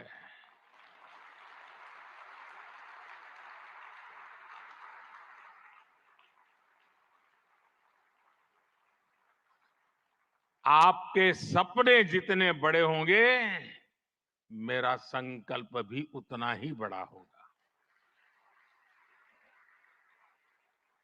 आइए, सपने देखने के अवसर अनेक हैं, संकल्प पूरा करने का सामर्थ्य भी मौजूद है। बहुत बहुत धन्यवाद।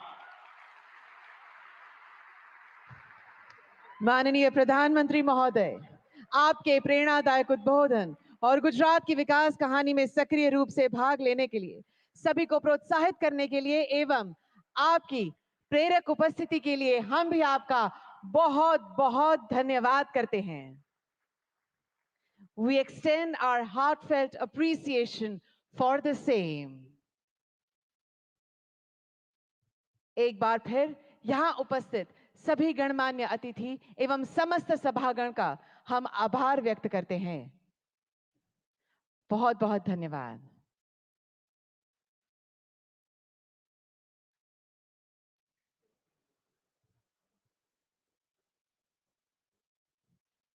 Thank you very much, Honorable Prime Minister, sir. We also extend our heartfelt thanks to His Excellency Sheikh Mohammed bin Zayed Al Nahyan, His Excellency Mr. Jose Ramzorta, His Excellency Mr. Philip Nuzzi, His Excellency Mr. Petre Fiala, and the dignitaries. You will be escorted for the lunch by ushers. So we request you to kindly cooperate. We let first the esteemed dignitaries, our Honorable Prime Minister, sir, and His Excellencies to depart, and then, according to the ushers, you will be guided for the lunch area. Thank you. Thank you very much.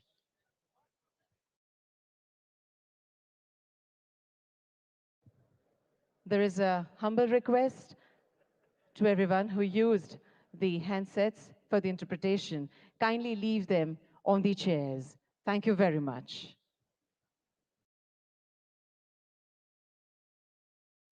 We request to leave the receivers and the headphones to be global summit का किया उद्घाटन प्रधानमंत्री नरेंद्र मोदी ने गांधीनगर से. आप देख रहे थे हमारी स्पेशल लाइव कवरेज.